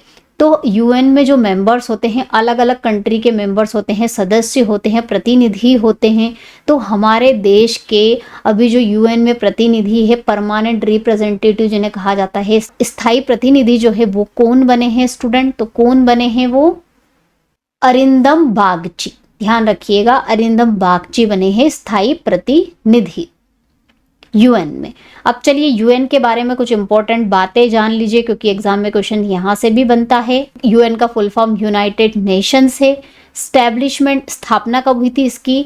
1945। बहुत बार क्वेश्चन पूछा गया है स्टूडेंट, 1945 में इसकी स्थापना हुई थी। हेडक्वार्टर कहाँ पर है? न्यूयॉर्क में है, ध्यान रखिएगा, न्यूयॉर्क में हेडक्वार्टर है।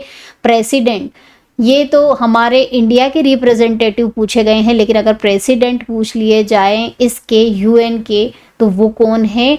Antonio Guterres. ध्यान रखिएगा, एंटोनियो गुटेरेस क्या है? प्रेसिडेंट है यूएन के। और भारत के प्रतिनिधि कौन बने हैं अभी परमानेंट? अरिंदम बागची। चलिए नेक्स्ट क्वेश्चन देख लेते हैं। सशस्त्र सीमा बल एसएसबी के महानिदेशक कौन बने हैं? दैट मीन्स डायरेक्टर जनरल यानी कि डीजी ऑफ द सशस्त्र सीमा बल। तो स्टूडेंट सबसे पहले हम सशस्त्र सीमा बल के बारे में देख लेते हैं। यहाँ पर आपके कंसेप्ट क्लियर होना ज़रूरी है, तभी जाके आपको इनके जो हैं डीजी और ये सब समझ में आएंगे और याद भी रहेंगे, क्योंकि याद नहीं रहता, रट लेते हैं तो कुछ समझ में आता नहीं है। चलिए तो हम एसएसबी के बारे में बात करने से पहले हमारा जो भारत है, हमारा इंडिया है, उसकी सिक्योरिटी यानी कि जो सुरक्षा देखते हैं, कौन कौन देखते हैं, कहाँ कहाँ इसकी सिक्योरिटी है, उसके बारे में जान लेते हैं। तो स्टूडेंट सिक्योरिटी की अगर हम बात करें तो दो तरह से सिक्योरिटी हमारे देश में बांटी गई है, डिस्ट्रीब्यूट की गई है। पहली एक्सटर्नल सिक्योरिटी और दूसरी इंटरनल सिक्योरिटी। एक्सटर्नल सिक्योरिटी मतलब बाह्य सुरक्षा का मतलब ये है कि बॉर्डर्स जो है हमारे दूसरे देशों से सुरक्षा करना, जैसे चीन से, पाकिस्तान से सुरक्षा करना। तो ये जो एक्सटर्नल सिक्योरिटी है, ये बाह्य जो सुरक्षा है, ये किसके अंडर में आती है? कौन देखता है इसे स्टूडेंट? हमारी तीनों सेनाएं, आर्मी, नेवी और एयरफोर्स, तीनों मिलकर हमारी बाह्य सुरक्षा को संभालती हैं। अब बात करते हैं भारत के अंदर की सुरक्षा, इंटरनल सिक्योरिटी में आती है। तो जो इंटरनल सिक्योरिटी यानी कि आंतरिक सुरक्षा देखती है, उसको कॉमनली हम क्या कहते हैं स्टूडेंट? CAPF कहा जाता है। CAPF का मतलब है central armed police force. Combinedly जो पूरे भारत की हमारी आंतरिक सुरक्षा को देखती है, वो किसके अंडर में आती है? CAPF, central armed police force. Hindi में इसे कहा जाता है केंद्रीय सशस्त्र पुलिस बल। क्या कहा जाता है? केंद्रीय सशस्त्र पुलिस बल कहा जाता है, जो हमारी पूरी आंतरिक सुरक्षा को देखती है। लेकिन हमारी जो आंतरिक सुरक्षा है वो भी दो भागों में बांटी गई है। इसके अंदर फिर दो पार्ट मिलेंगे आपको, एक इंटरनल सिक्योरिटी का मिलेगा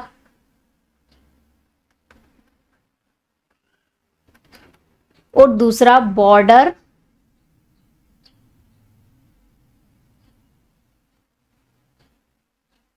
गार्डिंग फोर्सेस। तो आंतरिक सुरक्षा का जिम्मेदारी किसकी है student? CAPF, central armed police force की है, जो दो भागों में काम करती है, इंटरनल सिक्योरिटी और बॉर्डर गार्डिंग फोर्सेस। तो जो बॉर्डर गार्डिंग फोर्सेस हैं, उनके अंतर्गत हमारी BSF, SSB, Assam rifles, ITBP, ये हम आगे देखेंगे सभी के बारे में, वो आती है। तो जो हमारी SSB है, SSB किसके अंतर्गत आती है स्टूडेंट? सीमा सुरक्षा बल।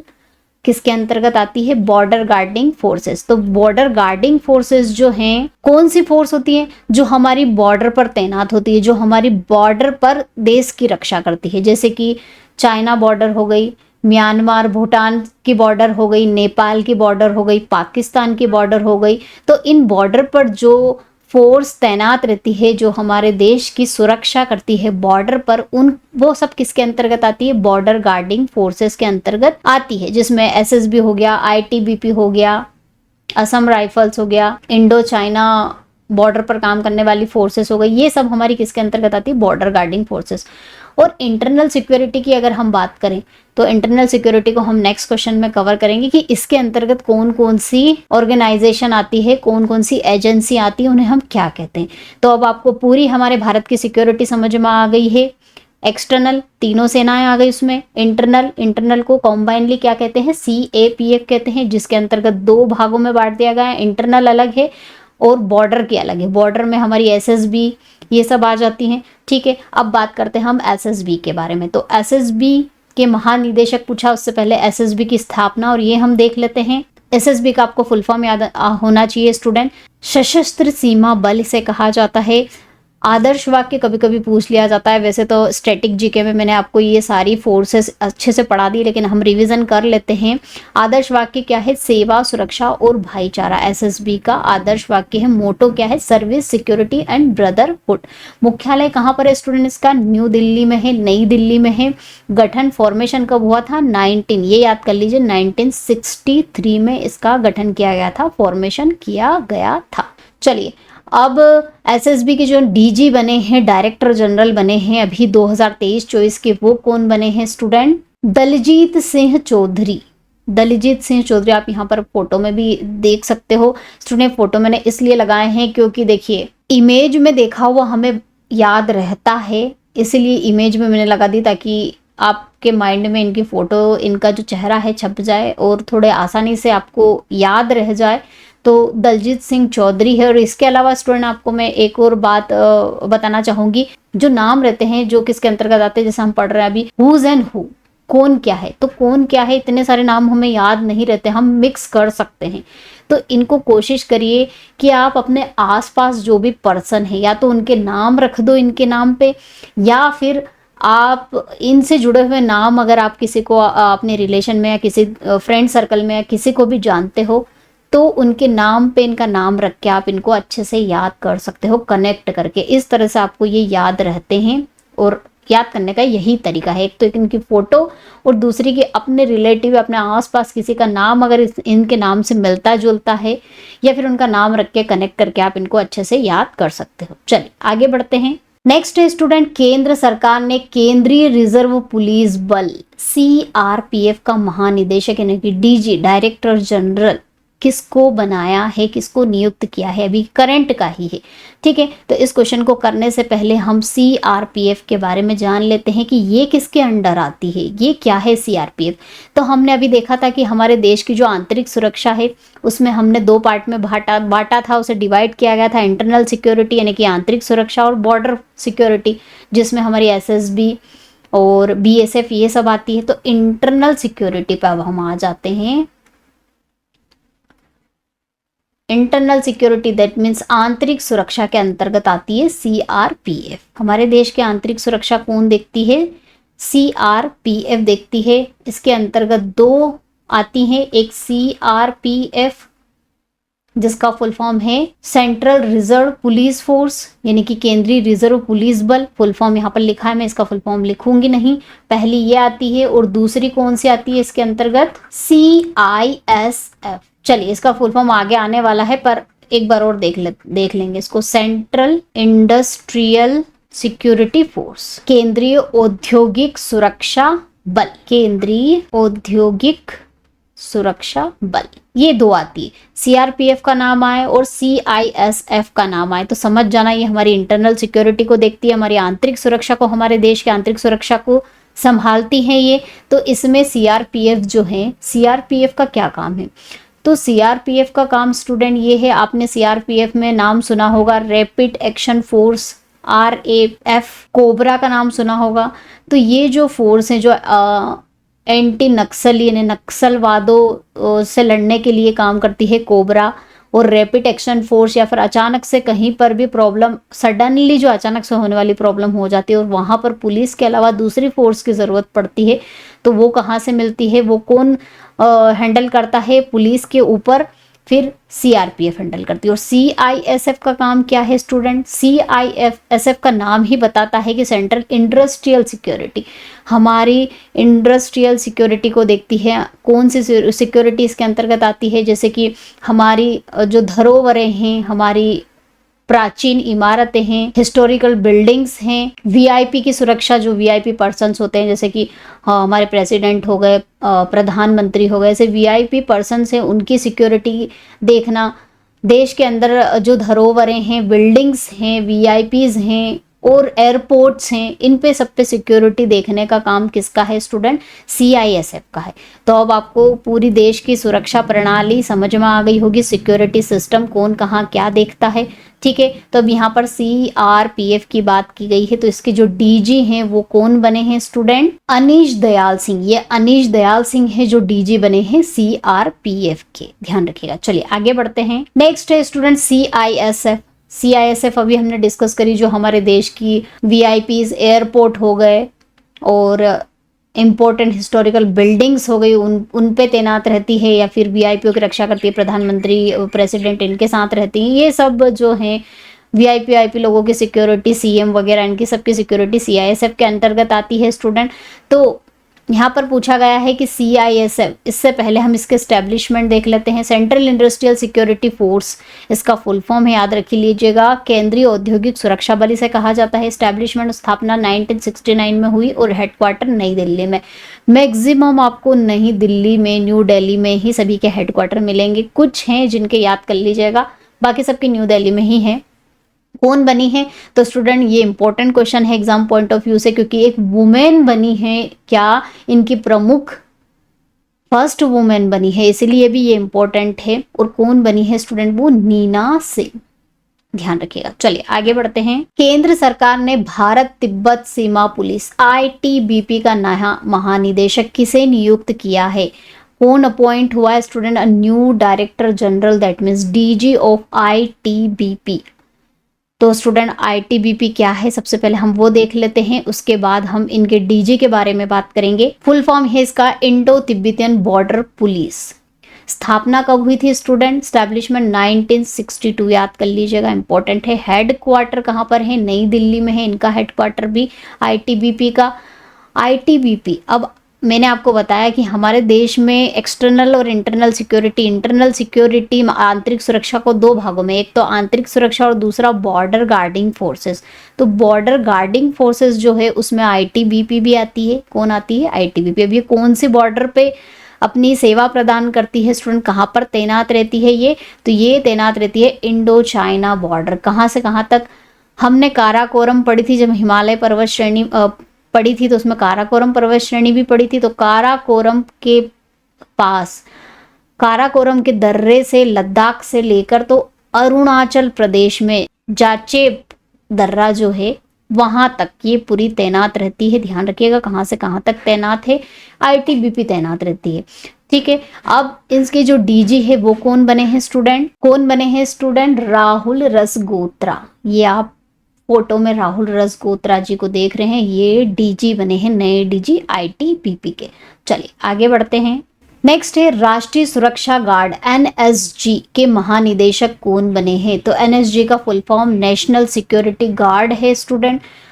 इनके जो DG है वो कौन बने हैं? ये भी हमारे देश की जो है, ये हमारी CAPF के अंतर्गत नहीं आती है, ये एक अलग से ही है। NSG एक अलग फोर्स है जो कब एक्टिव होती है, जो कब काम करती है, जब टेररिस्ट की एक्टिविटी अगर पता चलती है हमारे देश में, आतंकवादियों की कोई एक्टिविटी है, आतंकवादियों से रिलेटेड से जुड़े हुए, आतंकवादियों से जुड़े हुए मामलों पर ये काम करती है, वहां पर ये एक्टिव हो जाती है। जैसे 26/11 का मामला हुआ था, तो इस मामले में कौन सी फोर्स एक्टिव थी, कौन सी काम करेगी? NSG, national security guard. तो इनके जो DG है वो कौन बने हैं अभी? MA गणपति। कौन बने हैं? MA गणपति, ये ध्यान रखिएगा। चलिए G, NSG के G से गणपति कनेक्ट करके इसको याद कर लेना। कैसे भी नाम याद करो आप, मैंने आपको ट्रिक बता दी है, याद करने का तरीका भी बता दिया है। अब आप कोई गणपति हो आपके आस पड़ोस में, या फिर भगवान गणपति को ही आप कंसिडर कर सकते हो। NSG सुरक्षा करते हैं, भगवान हमारी रक्षा करते हैं, तो NSG सुरक्षा का काम करती है। तो उनके नए DG कौन है? MA गणपति। चलिए नेक्स्ट देख लेते हैं।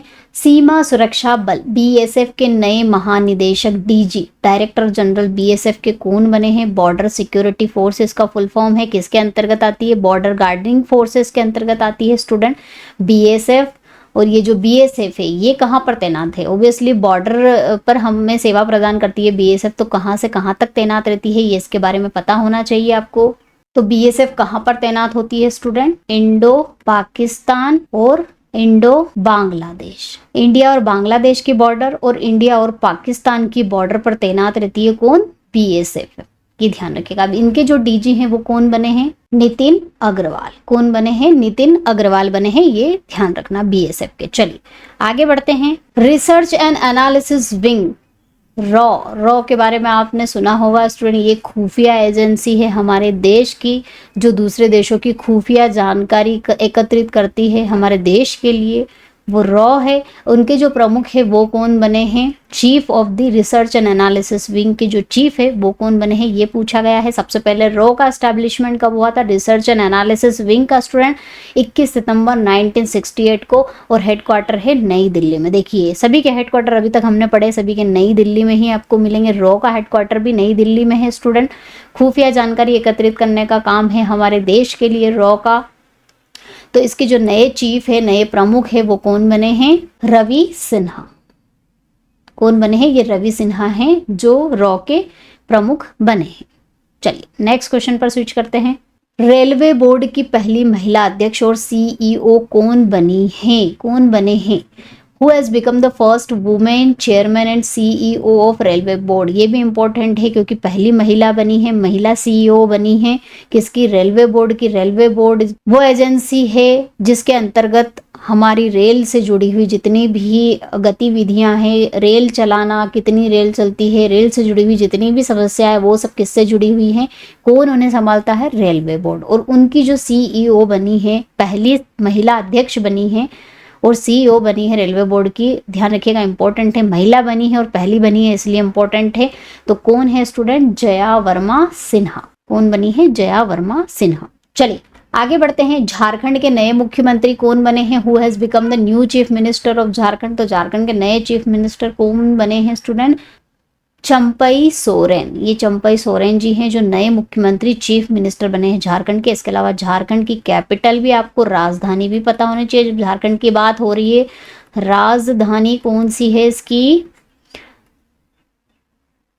Ranchi, capital of Jharkhand. चलिए आगे बढ़ते हैं। जनवरी 2024 में किसे सुप्रीम कोर्ट ने 34वें न्यायाधीश के रूप में नियुक्त किया गया है, 34th जज। कहाँ के जज, सुप्रीम कोर्ट के। इन जनवरी 2024 में किसे बनाया गया है, कौन बने हैं स्टूडेंट वो। तो राइट आंसर क्या होगा इसका, option A is the right answer, Justice Prasanna B Varale. कौन बने हैं, जस्टिस प्रसन्ना बी वारले। कौन बने हैं, सुप्रीम कोर्ट के नए जज बने हैं। कौन से जज बने हैं, 34वें, ये ध्यान रखिएगा। चलिए आगे बढ़ते हैं। रक्षा मंत्रालय के नए महानिदेशक कौन बने हैं, who has become the new director general of defence ministry. Defence ministry, रक्षा मंत्रालय, सभी आप सभी को पता होगा जो हमारे देश की पूरी सुरक्षा सिक्योरिटी किसके अंडर आती है, रक्षा मंत्रालय के अंतर्गत आती है, डिफेंस मिनिस्ट्री के अंतर्गत आती है। डिफेंस मिनिस्टर कौन है ये भी आपको पता होना चाहिए, कौन है करेंट में डिफेंस मिनिस्टर, रक्षा मंत्री हमारे देश के, भारत के, राजनाथ सिंह। और यहाँ पर क्वेश्चन में पूछा गया है कि जो डीजी हैं यानी कि डायरेक्टर जनरल, देखिए अलग अलग पद होते हैं। यहाँ पर महानिदेशक डीजी की बात हो रही है, डायरेक्टर जनरल की बात हो रही है रक्षा मंत्रालय में, वो कौन बने हैं स्टूडेंट, समीर कुमार सिन्हा। ये समीर कुमार सिन्हा जी हैं जो कि नए डीजी बने हैं रक्षा मंत्रालय के। और रक्षा मंत्रालय में जो महानिदेशक होता है यानी कि डीजी होता है, वो एक प्रमुख पद है किसमें, डिफेंस मिनिस्ट्री में, रक्षा मंत्रालय में। चलिए आगे बढ़ते हैं। विदेश मंत्रालय के नए प्रवक्ता कौन बने हैं, who has become the new spoke person of the ministry of external affairs. यानी कि विदेश मंत्रालय, हमारे भारत के दूसरे देशों के साथ भी संबंध होते हैं, दूसरे देशों के साथ भी हमें इंटरेक्शन करना होता है। तो भारत का विदेशों के साथ संबंध, भारत का विदेशों के साथ संबंधों को संचालन करने के लिए, उन पर काम करने के लिए एक डिपार्टमेंट है, सरकारी एजेंसी है जो कि क्या है, विदेश मंत्रालय है, मिनिस्ट्री ऑफ एक्सटर्नल अफेयर्स है, जो कि हमारे भारत के विदेशों के साथ संबंध स्थापित करना, जो भी बातचीत होती है, जो भी फंक्शन होते हैं, जो भी काम होते हैं, वो किसके अंडर में आते हैं, मिनिस्ट्री ऑफ एक्सटर्नल अफेयर, विदेश मंत्रालय वो संभालता है। तो इनके जो नए प्रवक्ता, ध्यान रखिएगा प्रवक्ता पूछा गया है, स्पोक पर्सन पूछे गए हैं, वो कौन बने हैं स्टूडेंट, रणधीर जायसवाल। चलिए आगे बढ़ते हैं। सीमा सड़क संगठन BRO के 28 डीजी यानी कि महानिदेशक कौन बने हैं, BRO के, ये पूछा है। तो सबसे पहले महानिदेशक यानी डीजी बताने से पहले हम BRO के बारे में डिस्कस कर लेते हैं कि BRO है क्या, कब इसका एस्टेब्लिशमेंट हुआ था, हेडक्वार्टर कहाँ है इसका, तो BRO का फुल फॉर्म याद कर लीजिएगा, बॉर्डर रोड्स ऑर्गेनाइजेशन। स्थापना कब हुई थी, 1960 में।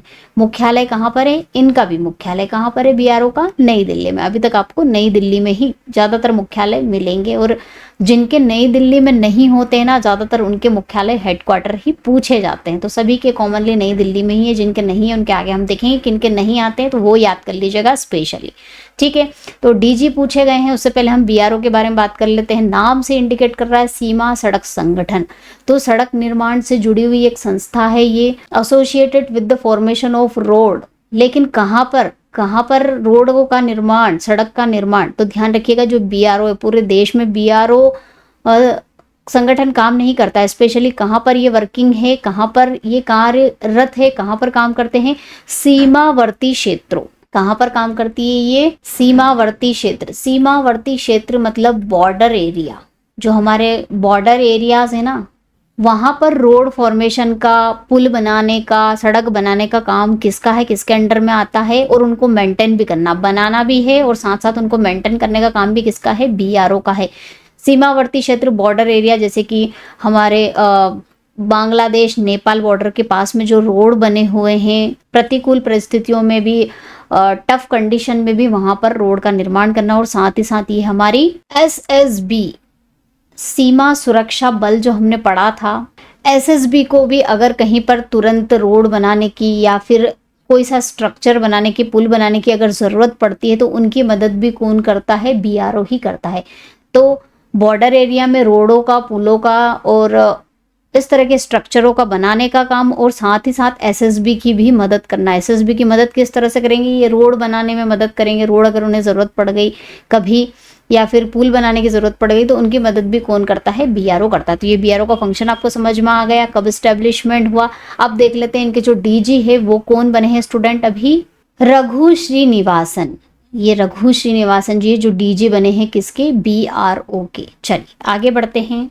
नेक्स्ट है भारतीय फिल्म और टेलीविजन संस्थान, FTII। FTII का फुल फॉर्म क्या है, film and television institute of India.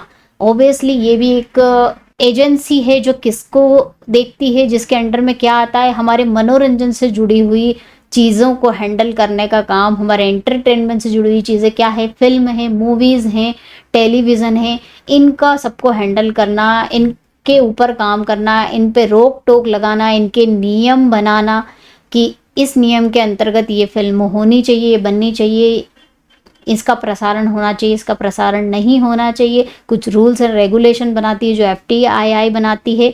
उनके अंडर में ही ये जो फिल्म इंडस्ट्री है और हमारी टेलीविज़न इंडस्ट्री से जुड़े हुए जितनी भी चीज़ें हैं वो सब किसके अंडर में आती है, FTII के अंतर्गत आती है। ठीक है, तो हर एक चीज़ के लिए एक एजेंसी बनाई गई है। किस लिए बनाई गई है ये एजेंसियां स्टूडेंट, ताकि जो पर्टिकुलर काम है वो नियम में हो सके। नहीं तो ऐसे तो सभी उल्टे सीधे काम करने लग जाएंगे, गलत काम होंगे, किसी को प्रॉब्लम होगी, किसी को नहीं होगी, मतलब बहुत सारी दिक्कतें। तो इन सारी दिक्कतों को हैंडल करने का काम क्या होता है, इन ऑर्गेनाइजेशन का, एजेंसियों का ही होता है। तो अलग अलग क्षेत्रों में होती है। तो फिल्म के क्षेत्र में, मनोरंजन के क्षेत्र में, टेलीविजन के क्षेत्र में कौन है, FTII। ठीक है, फुल फॉर्म याद कर लीजिएगा। कौन बने हैं इनके प्रेसिडेंट, कौन बने हैं नए अध्यक्ष, तो सभी जानते हैं, फोटो में देखकर आप समझ ही गए होंगे कौन है ये, R माधवन। ये एक हीरो ही हैं, मूवीज़ में बहुत सारी मूवीज़ इनकी आई हैं, बहुत सारी मूवीज़ में ये काम कर चुके हैं। इनकी सबसे अच्छी मूवी मुझे जो लगी है वो 3 इडियट है। 3 इडियट सबसे अच्छी मूवी है इनकी, R माधवन की। और भी बहुत अच्छी अच्छी मूवियों में, अभी रॉकेट से रिलेटेड एक मूवी इनकी आई थी, इनकी लास्ट मूवी थी आई थिंक वो। तो इनको बनाया गया है अध्यक्ष किसका, FTII का। चलिए आगे बढ़ते हैं। भारतीय तटरक्षक बल ICG के 25वें महानिदेशक, DG ऑफ ICG कौन बने हैं। उससे पहले ICG है क्या, इसका फुल फॉर्म क्या है, किस पर ये काम करता है, किससे जुड़ी हुई संस्था है, एजेंसी है, ये हम देख लेते हैं। तो इंडियन कोस्ट गार्ड इसका फुल फॉर्म है ICG का स्टूडेंट। स्टैब्लिशमेंट 1978 में स्थापना की गई थी और मुख्यालय है नई दिल्ली। मुख्यालय कहाँ है, नई दिल्ली। ICG का भी मुख्यालय नई दिल्ली में ही है। इंडियन कोस्ट गार्ड का नाम से ही पता चल रहा है कि जो कोस्ट गार्ड मतलब जो कोस्टल एरिया है, तटीय क्षेत्र है, समुद्री क्षेत्र है, वहां पर ये तैनात रहती है। समुद्र से जुड़ी हुई जितनी भी समस्याएं हैं, समुद्र के पानी में पॉल्यूशन हो रहा है उसको उसमें सहायता करना।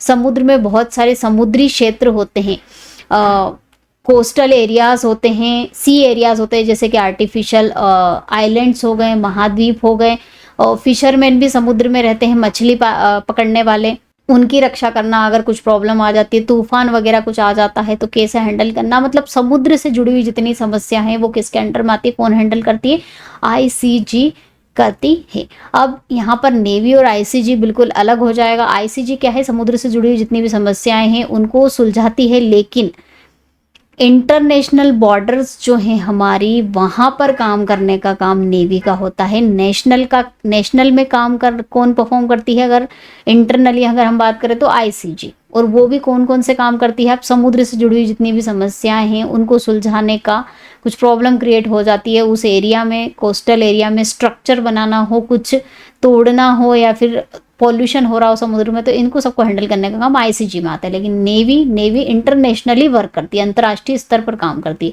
समुद्र की सीमाएं को देखना, वहां पर लड़ाई वगैरह अगर होती है तो उनको हैंडल करने का काम नेवी के अंतर्गत आता है, ध्यान रखिएगा। तो कौन बने हैं डीजी, महानिदेशक director general of Indian Coast Guard student, Rakesh Pal. चलिए आगे बढ़ते हैं। नेक्स्ट है स्टूडेंट, भाभा परमाणु अनुसंधान केंद्र ने बार्क के 14वें निदेशक कौन बने हैं, 14th director of Bhabha atomic research centre. BARC का नाम आपने सुना होगा, जो हमारे परमाणु अनुसंधान, हमारे एटॉमिक रिसर्च जहां पर होती है, अनुसंधान होते हैं एटम से रिलेटेड, इसकी भी बहुत सारी एजेंसियां हैं इसके अंडर में आती है, जो अलग अलग क्षेत्रों में, अलग अलग एरिया में अपना काम करती है, जैसे कि खनन का काम, माइनिंग का काम, और उन पर काम करना, जैसे कि यूरेनियम पर काम करना। तो इस तरह से परमाणु से जुड़े हुए जितने भी अनुसंधान होते हैं वो किसके अंडर में आते हैं, बार्क के अंदर में आते हैं, जिसका फुल फॉर्म आपको पता होना चाहिए, Bhabha atomic research centre. Doctor Homi Jahangir Bhabha के नाम पर इसका नाम रखा गया। उन्होंने इसकी स्थापना की थी 1954 में स्टूडेंट। अब इसका हेडक्वार्टर आपको याद कर लीजिए, क्योंकि यहाँ दिल्ली में नहीं मिलेगा, कहाँ पर है ये, मुंबई महाराष्ट्र में है, ध्यान रखिएगा, मुंबई में है, मुंबई में है इसका हेडक्वार्टर बार्क का, भाभा एटॉमिक रिसर्च सेंटर का। अब इनके जो डायरेक्टर बने हैं, निदेशक बने हैं, वो कौन बने हैं स्टूडेंट, विवेक भासिन। ये विवेक भासिन जी हैं जो निदेशक बने हैं, डायरेक्टर बने हैं बार्क के। चलिए आगे बढ़ते हैं। नेक्स्ट है, भारत के नए chief of defence staff CDS कौन बने हैं, who has become the new CDS of India, chief of defence staff. तो सीडीएस क्या होते हैं स्टूडेंट, स्टैब्लिशमेंट हम देख लेते हैं सबसे पहले कब हुआ था, 1 जनवरी 2020 में। 2020 में मतलब अभी कुछ साल पहले ही इस्टेब्लिशमेंट हुआ इस पोस्ट का, सीडीएस का, that means chief of defence staff का। हमारे भारत के पहले सीडीएस कौन बने थे स्टूडेंट, जनरल बिपिन रावत, जिनकी हेलीकॉप्टर क्रैश होने से, हेलीकॉप्टर दुर्घटना में ये वीर गति को प्राप्त हुए, इनकी मृत्यु हो गई। ठीक है, तो सीडीएस कौन थे पहले, अभी करंट की पोस्ट है इसलिए पहले याद होना जरूरी है, कौन थे, जनरल बिपिन रावत। और अभी नए कौन बने हैं स्टूडेंट, अनिल चौहान। अब सीडीएस होता क्या है स्टूडेंट, तो ये तीनों सेनाओं का प्रमुख होता है, तीनों सेनाओं का आप हेड बोल सकते हो, इंडियन आर्मी, नेवी और एयरफोर्स, तीनों के बीच में तालमेल बिठाने का काम, कोऑपरेशन करने का काम, उन तीनों को मेंटेन करने का काम किसका होता है, सीडीएस का होता है। और सीडीएस किससे संपर्क करते हैं, डायरेक्टली हमारे रक्षा मंत्रालय के रक्षा मंत्री से ये डायरेक्ट बात करते हैं मुद्दों पर, तीनों सेनाओं से जुड़े हुए। तीनों सेनाओं के मामले में रक्षा मंत्री को सलाह भी देते हैं ये। तो कौन बने हैं, अनिल चौहान बने। चलिए आगे बढ़ते हैं। राष्ट्रीय महिला आयोग एनसीडब्ल्यू की वर्तमान अध्यक्ष कौन है, who is the current chairperson of national commission for women, NCW का फुल फॉर्म क्या है, क्वेश्चन में ही दे दिया गया है, नेशनल कमीशन फॉर वुमेन इसका फुल फॉर्म है। ये जो महिला आयोग है, राष्ट्रीय महिला आयोग, किससे जुड़ा हुआ है, ऑब्वियसली महिला आयोग है तो महिलाओं से, वुमेन से जुड़ा हुआ आयोग है, जो वुमेन के लिए, महिलाओं के लिए काम करता है। बहुत सारी फील्ड में महिलाओं के लिए काम करता है। दहेज प्रथा हो गई, दहेज हो गया, राजनीतिक मामले हो गए, धार्मिक मामले हो गए, या वर्किंग प्लेस पर महिलाओं को अगर कोई प्रॉब्लम होती है तो वो सब कौन हैंडल करता है? राष्ट्रीय महिला आयोग हैंडल करता है महिलाओं से जुड़ी हुई समस्याएं। अब इनकी जो वर्तमान अध्यक्ष, ये भी इंपॉर्टेंट है, कौन बनी है? क्योंकि महिलाओं से जुड़ी हुई और महिला बनी है, तो कौन बनी है स्टूडेंट? रेखा शर्मा। ये रेखा शर्मा जी हैं जो अध्यक्ष बनी है, चेयरपर्सन बनी है NCW की। चलिए आगे बढ़ते हैं। नीति आयोग, नीति आयोग के नए CEO कौन बने हैं? Who has become the new CEO of NITI Aayog? तो स्टूडेंट सबसे पहले नीति आयोग का एस्टेब्लिशमेंट कब हुआ था, कौन क्या है, कहाँ हेडक्वार्टर है, ये हम देख लेते हैं। उसके बाद हम देखेंगे कि इसके CEO कौन बने हैं। तो स्टूडेंट पहले तो फुल फॉर्म याद कर लीजिए, पूछा जाता है। नीति आयोग का फुल फॉर्म है national institute for transforming India, इसका फुल फॉर्म है। इसके अलावा एस्टेब्लिशमेंट कब हुआ है? ये भी अभी कुछ साल पहले ही 2015 में एस्टेब्लिशमेंट हुआ है। हेडक्वार्टर नई दिल्ली में, ऑब्वियसली नीति आयोग का भी सरकार के अंडर में है ये एजेंसी। प्रेसिडेंट कौन है? नरेंद्र मोदी। जो प्रधानमंत्री होते हैं वही प्रेसिडेंट होते हैं, तभी करंट प्रेसिडेंट कौन है? नरेंद्र मोदी जी हैं नीति आयोग के। अब नीति आयोग करता क्या है? नीति आयोग क्या है? एक तरह से ये क्या है? Think tank. थिंक टैंक मतलब सोचने वाला टैंक, मतलब ऐसा टैंक जिसमें सरकार के फंक्शन है जो सरकार करती है उनके बारे में सोचना, थिंकिंग करना। तो कौन कौन सी चीज़ों के बारे में, कौन कौन से एरियाज ये कवर करते हैं, किसके बारे में सोचते हैं और सरकार को सलाह देते हैं, सरकार इनसे सलाह लेती है। तो थिंक टैंक है। तो किसके बारे में थिंक टैंक कहा जा सकता है इनको? आर्थिक मामले हो गया, प्रौद्योगिकी हो गया, सामाजिक मामले हो गए, सैन्य नीति बनाना, फोर्सेस के बारे में रूल्स रेगुलेशन बनाना, उस पर सोचना, पॉलिटिकल एस्पेक्ट से सोचना, सोशल एस्पेक्ट से सोचने का काम, सांस्कृतिक मामलों यानी कि कल्चरल व्यूज देना, कल्चर के बारे में सोचना, ये सब मतलब सरकार जितना भी अपना सोचने समझने का काम है वो थिंक टैंक को सुपुर्द कर देती है। थिंक टैंक सोचता है, जो कि क्या है? नीति आयोग। पूरा सरकार का सोचने समझने का हर क्षेत्र में, देश के जितने भी क्षेत्र है सभी क्षेत्रों में सोचना समझना, विचार विमर्श करना, सलाह लेना, वो सब किसके अंडर में आता है? नीति आयोग करता है। तो नीति आयोग के जो CEO बने हैं नए, वो कौन बने हैं student? BVR Subramaniam.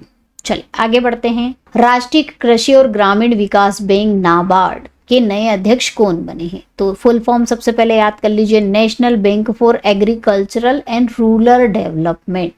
Rural development ये इसका फुल फॉर्म है। एस्टेब्लिशमेंट कब हुआ था वो हम देख लेते हैं। तो एस्टेब्लिशमेंट कब हुआ था स्टूडेंट? इसका 1982 में। और हेडक्वार्टर याद कर लीजिएगा नाबार्ड का, क्योंकि दिल्ली में नहीं है, कहाँ पर है? मुंबई में है।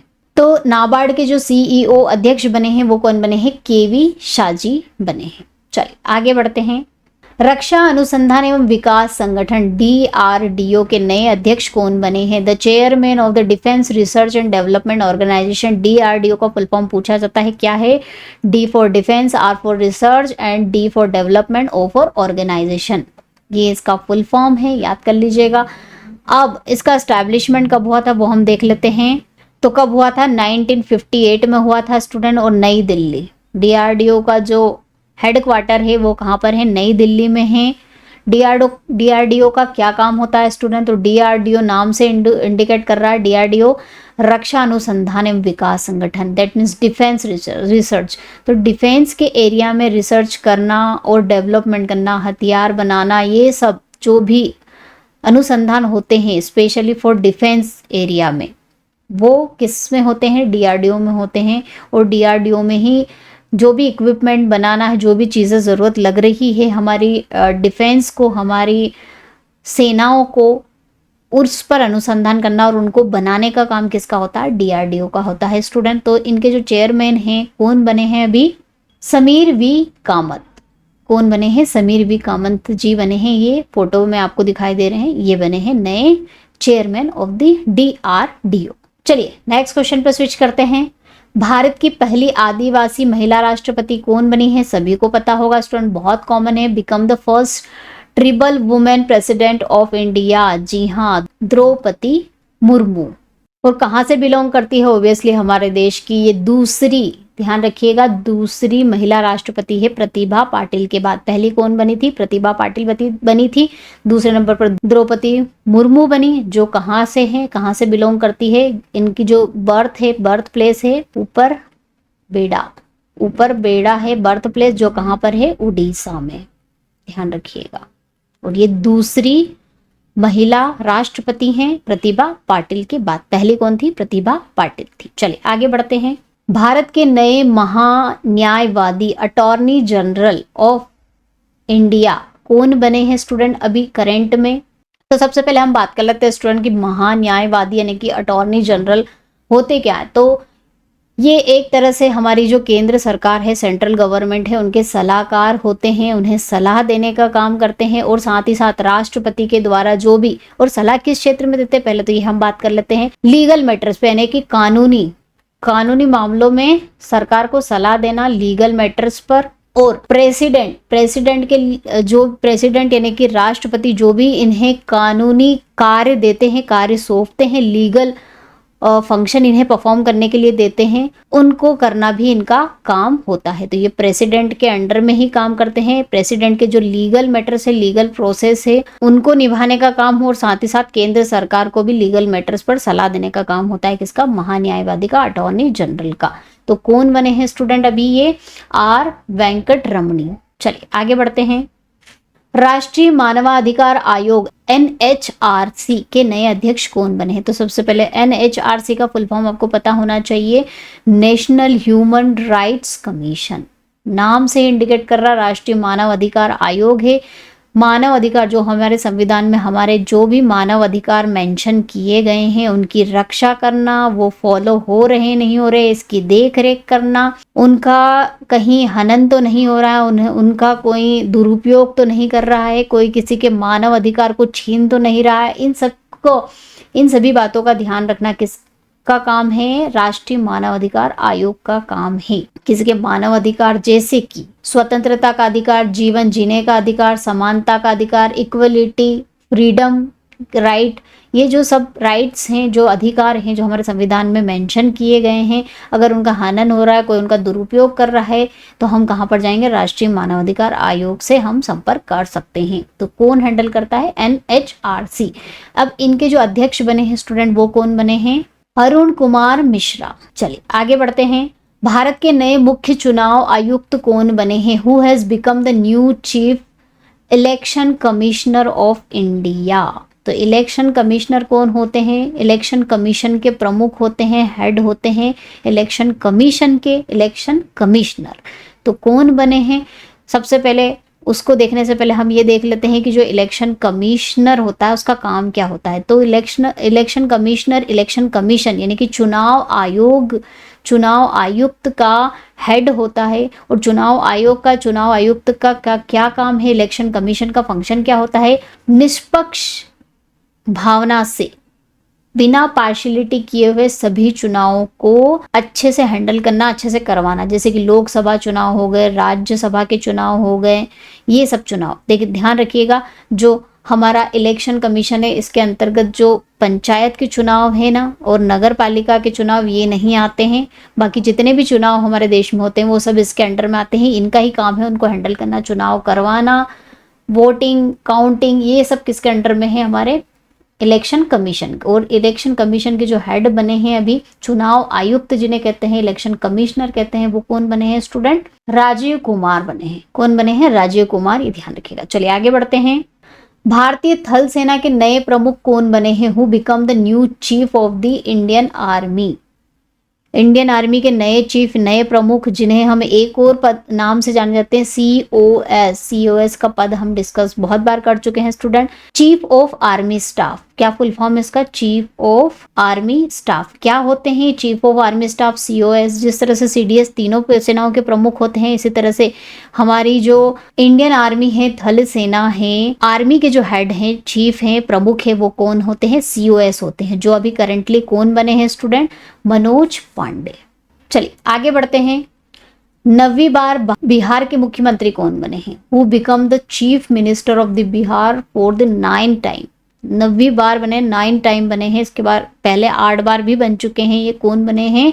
नीतीश कुमार।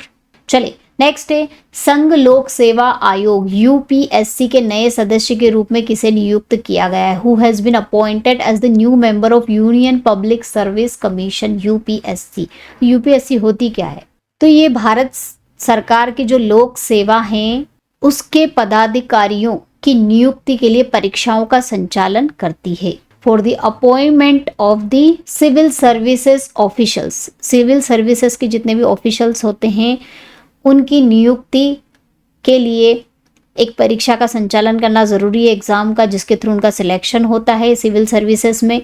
और सिविल सर्विसेज में सिलेक्शन के लिए जो परीक्षा का संचालन करते हैं, जो कंडक्ट करते हैं एग्ज़ाम, वो कौन करती है? यूपीएससी करती है, जिसका फुल फॉर्म भी आपको याद होना चाहिए, यूनियन पब्लिक सर्विस कमीशन है। ठीक है, और इनके जो अभी नए मेंबर ध्यान रखिएगा, नए मेंबर जो हैं, नए सदस्य कौन जुड़े हैं यूपीएससी में? शीलवर्धन सिंह। कौन जुड़े हैं? शीलवर्धन सिंह। चलिए आगे बढ़ते हैं। भारतीय प्रतिभूति और विनिमय बोर्ड सेबी की अध्यक्ष कौन है? इंपॉर्टेंट है क्योंकि एक महिला बनी है, वुमेन बनी है, इसलिए इंपॉर्टेंट है। फुल फॉर्म सेबी का सबसे पहले याद कर लीजिए, security and exchange board of India. SEBI का फुल फॉर्म क्या है? Security exchange board of India. ये किसके लिए काम करती है? ये जो एजेंसी है किसके लिए स्टूडेंट? तो ये किसको नियंत्रित करता है, किसको कंट्रोल करता है? शेयर बाजार और म्यूचुअल फंड को कंट्रोल करने का काम किसके अंडर में आता है? सेबी के अंतर्गत आता है। स्टॉक मार्केट और म्यूचुअल फंड को कंट्रोल करने का काम आता है सेबी के अंडर में। तो इसकी जो अध्यक्ष बनी है स्टूडेंट, वो कौन बनी है? माधवीपुरी बुच। ये माधवीपुरी बुच हैं जो सेबी की अध्यक्ष बनी है अभी करेंटली। अब सेबी का जो हेडक्वार्टर है वो कहाँ पर है? मुंबई में, क्योंकि दिल्ली में नहीं है इसलिए इंपॉर्टेंट है। मुंबई याद भी होगा आपको, इंपॉर्टेंट है, ये पूछा जा सकता है। चलिए आगे बढ़ते हैं। भारतीय विशिष्ट पहचान प्राधिकरण UIDAI के नए सीईओ कौन बने हैं? Who has become the new CEO of unique identification authority of India. UIDAI का फुल फॉर्म याद कर लीजिए, unique identification authority of India, इसका फुल फॉर्म है स्टूडेंट। और स्टैब्लिशमेंट कब हुआ था? 2009 में इसको बनाया गया था, इसका स्थापना की गई थी। और हेडक्वार्टर ये कहाँ है? इसका भी हेडक्वार्टर नई दिल्ली में है। जो किसको हैंडल करता है? हमारा जो आधार कार्ड से जुड़ी हुई जितनी भी चीज़ें हैं वो सब किसके अंडर में आती है? UIDAI के अंदर में आती है, जो कि यूनिक आइडेंटिफिकेशन है। पर्टिकुलर जो भारतीय हैं, सारे भारत के नागरिक है, सभी का यूनिक आइडेंटिफिकेशन है, वो किसके अंडर में आता है? UIDAI के अंतर्गत आता है। तो इसके जो CEO है वो कौन बने हैं स्टूडेंट? अमित अग्रवाल। ध्यान रखिएगा, अमित अग्रवाल बने हैं। चलिए आगे बढ़ते हैं। भारतीय अंतरिक्ष अनुसंधान संगठन इसरो, भारतीय अंतरिक्ष अनुसंधान संगठन इसरो के अध्यक्ष कौन बने हैं student? Who is the chairman of the Indian space research organisation. ISRO सभी को पता होगा, हमारी ये स्पेस एजेंसी है इंडिया की, इसरो। फुल फॉर्म याद कर लीजिए। इसका हेडक्वार्टर और स्टैब्लिशमेंट कब हुआ? इंपॉर्टेंट है क्योंकि चंद्रयान 3 सफल लैंडिंग हो चुकी है। हमारे इंडिया की सबसे पहला देश बना है सफल लैंडिंग साउथ पोल पर इंडिया, इसलिए भी इंपॉर्टेंट है इसरो। तो इसका फुल फॉर्म हेडक्वार्टर आपको पता होना चाहिए। और ये इंपॉर्टेंट क्वेश्चन भी है कि इनके जो अध्यक्ष है यानी कि चेयरमैन है वो कौन है? तो सबसे पहले इसका एस्टेब्लिशमेंट हम देख लेते हैं। 15 अगस्त 1969 में एस्टेब्लिशमेंट हुआ था इसरो का। और हेडक्वार्टर कहाँ पर है? बेंगलोर में है। ध्यान रखिएगा। कौन बने हैं? सभी को पता होगा स्टूडेंट, कौन बने हैं? S सोमनाथ। आगे बढ़ते हैं। नेशनल कैडेट कोर NCC, सभी NCC के बारे में जानते ही हैं। इनके जो महानिदेशक है दैट मीन्स DG है, डायरेक्टर जनरल है NCC के, वो कौन बने हैं? उससे पहले हम NCC का एस्टेब्लिशमेंट 1948 में 1948 में हुआ था। हेडक्वार्टर नई दिल्ली में है। कौन बने हैं इनके DG, डायरेक्टर जनरल NCC के? गुरबीर पाल सिंह। ध्यान रखिएगा, गुरबीर पाल सिंह DG बने हैं NCC के। आगे बढ़ते हैं। वैज्ञानिक और औद्योगिक अनुसंधान परिषद CSIR की पहली महिला महानिदेशक कौन बनी है? तो ये भी इंपॉर्टेंट है क्योंकि पहली बनी है, वो भी महिला बनी है, इसलिए इंपॉर्टेंट है, पूछा जा सकता है। नारी सशक्तिकरण पर हमारा पूरा ये साल निकल गया है, नारियों के बारे में, स्त्रियों के ऊपर गवर्नमेंट बहुत ज़्यादा काम कर रही है, तो क्वेश्चंस यहाँ पर बन सकते हैं आपके। तो CSIR की जो पहली महिला निदेशक बनी है, डायरेक्टर जनरल बनी है, काउंसलिंग। CSIR का फुल फॉर्म क्या है? CSIR का council of scientific and industrial research. कौन बनी है? उससे पहले हम CSIR के बारे में देख लेते हैं। एस्टेब्लिशमेंट कब हुआ था? हेडक्वार्टर कहाँ है? तो स्टूडेंट स्टैब्लिशमेंट हुआ 1942 में, इसकी स्थापना हुई थी और हेडक्वार्टर नई दिल्ली में। इसका भी नई दिल्ली में है। ज़्यादातर जिनके नहीं है ना नई दिल्ली में उनके याद कर लीजिएगा, बाकी तो आप लिख कर ही दोगे। तो कौन बनी है स्टूडेंट, उससे पहले आंसर बताने से पहले मैं बता देती हूँ कि CSIR है क्या। तो ये वैज्ञानिक और औद्योगिक, वैज्ञानिक क्षेत्र में, औद्योगिक क्षेत्र में जितने भी अनुसंधान किए जाते हैं गवर्नमेंट की तरफ से, वो किसके अंडर में आते हैं, CSIR के अंतर्गत आते हैं। कौन बनी है, नल्लाथम्बी कलई सेल्वी, ध्यान रखिएगा। चलिए आगे बढ़ते हैं। भारतीय कृषि अनुसंधान परिषद ICAR के नए महानिदेशक कौन बने हैं। ICAR का फुल फॉर्म याद कर लीजिए student, Indian counselling of agricultural research. Full form जरूरी नहीं आपको एग्जाम में दें, पूछे भी जा सकते हैं। तो ये एग्रीकल्चर यानी कि हमारे कृषि के क्षेत्र में जुड़े हुए अनुसंधान ये करती है। अनुसंधान मतलब रिसर्च करती है उस क्षेत्र के बारे में। ICAR कृषि के लिए अलग अलग अनुसंधान किए जाते हैं, रिसर्च करती हैं कि क्या अच्छा है क्या बुरा है, कौन सी फसल अच्छी है कौन सी बुरी है, कौन सा खाद देना चाहिए नहीं, ये वगैरह वगैरह सब किसके अंडर में आता है, ICAR के अंडर में आता है। एस्टैब्लिशमेंट को बहुत है 1929 में। इसका भी जो हेडक्वार्टर नई दिल्ली में है स्टूडेंट। इसके जो DG है, डायरेक्टर जनरल है, वो कौन बने हैं, हिमांशु पाठक। चलिए आगे बढ़ते हैं। तेल व प्राकृतिक गैस निगम ONGC के नए अध्यक्ष कौन बने हैं। हिंदी में तेल एवं प्राकृतिक गैस निगम कहते हैं, इंग्लिश में इसका फुल फॉर्म याद कर लीजिए, oil and natural gas corporation. Hindi में वाले स्टूडेंट आपको मैं स्पेशली बताना चाहूंगी कि आप हिंदी में तो याद कर रहे हैं, लेकिन इसका जो फुल फॉर्म है कभी कभी हिंदी की जगह पे इंग्लिश में भी लिखा हुआ आ जाता है, तो इंग्लिश में भी याद कर लीजिए कि इन्हें बोलते क्या, O से ऑयल, N से नेचुरल, G से गैस, C से कॉरपोरेशन। इस तरह से इसको याद कर लीजिएगा। कौन बने हैं इनके जो नए अध्यक्ष हैं, तेल एवं प्राकृतिक गैस निगम। ये भी हमारी एक एजेंसी है जो किस पर काम करती है, हमारे ईंधन, प्राकृतिक गैसें, तेल, ऑयल, फ्यूल, इस पर काम करती है। ये इससे जुड़ी हुई संस्था है ये हमारे देश की, जिनके अध्यक्ष यानी कि चेयरमैन कौन बने हैं, अरुण कुमार सिंह। चलिए आगे बढ़ते हैं। वर्तमान में लोकसभा अध्यक्ष का क्या नाम है, what is the name of the present Lok Sabha speaker, पूछा जा सकता है। लोकसभा के अध्यक्ष कौन है स्टूडेंट, ओम बिरला। नेक्स्ट है, भारत के नए कानून मंत्री कौन बने हैं, who has become the new law minister of India. Arjun Ram Meghwal ji बने हैं कानून मंत्री, लॉ मिनिस्टर ऑफ इंडिया। तो स्टूडेंट ये थे हमारे हुज एंड हु, कौन क्या बने हैं। अभी हमारे देश के डिस्कस किए हमने, साथ ही साथ कुछ स्टैटिक जीके के क्वेश्चंस भी, इनके फुल फॉर्म, इनके हेडक्वार्टर, वो भी डिस्कस किए। इनके फंक्शन मैंने थोड़े बहुत ओवरव्यू आपको बता दिया है, ताकि आपके दिमाग में बैठ जाए कि ये जो एजेंसी है उसका नाम सुनकर आप एकदम से शॉक्ड ना हो जाओ कि ये क्या आ गया, ये क्या नाम है। तो उनकी एजेंसियों के फंक्शन यानी कि कार्य भी थोड़े थोड़े मैंने एक्सप्लेन कर दिए, ताकि आपके माइंड में एजेंसियां, इनके नाम रहें।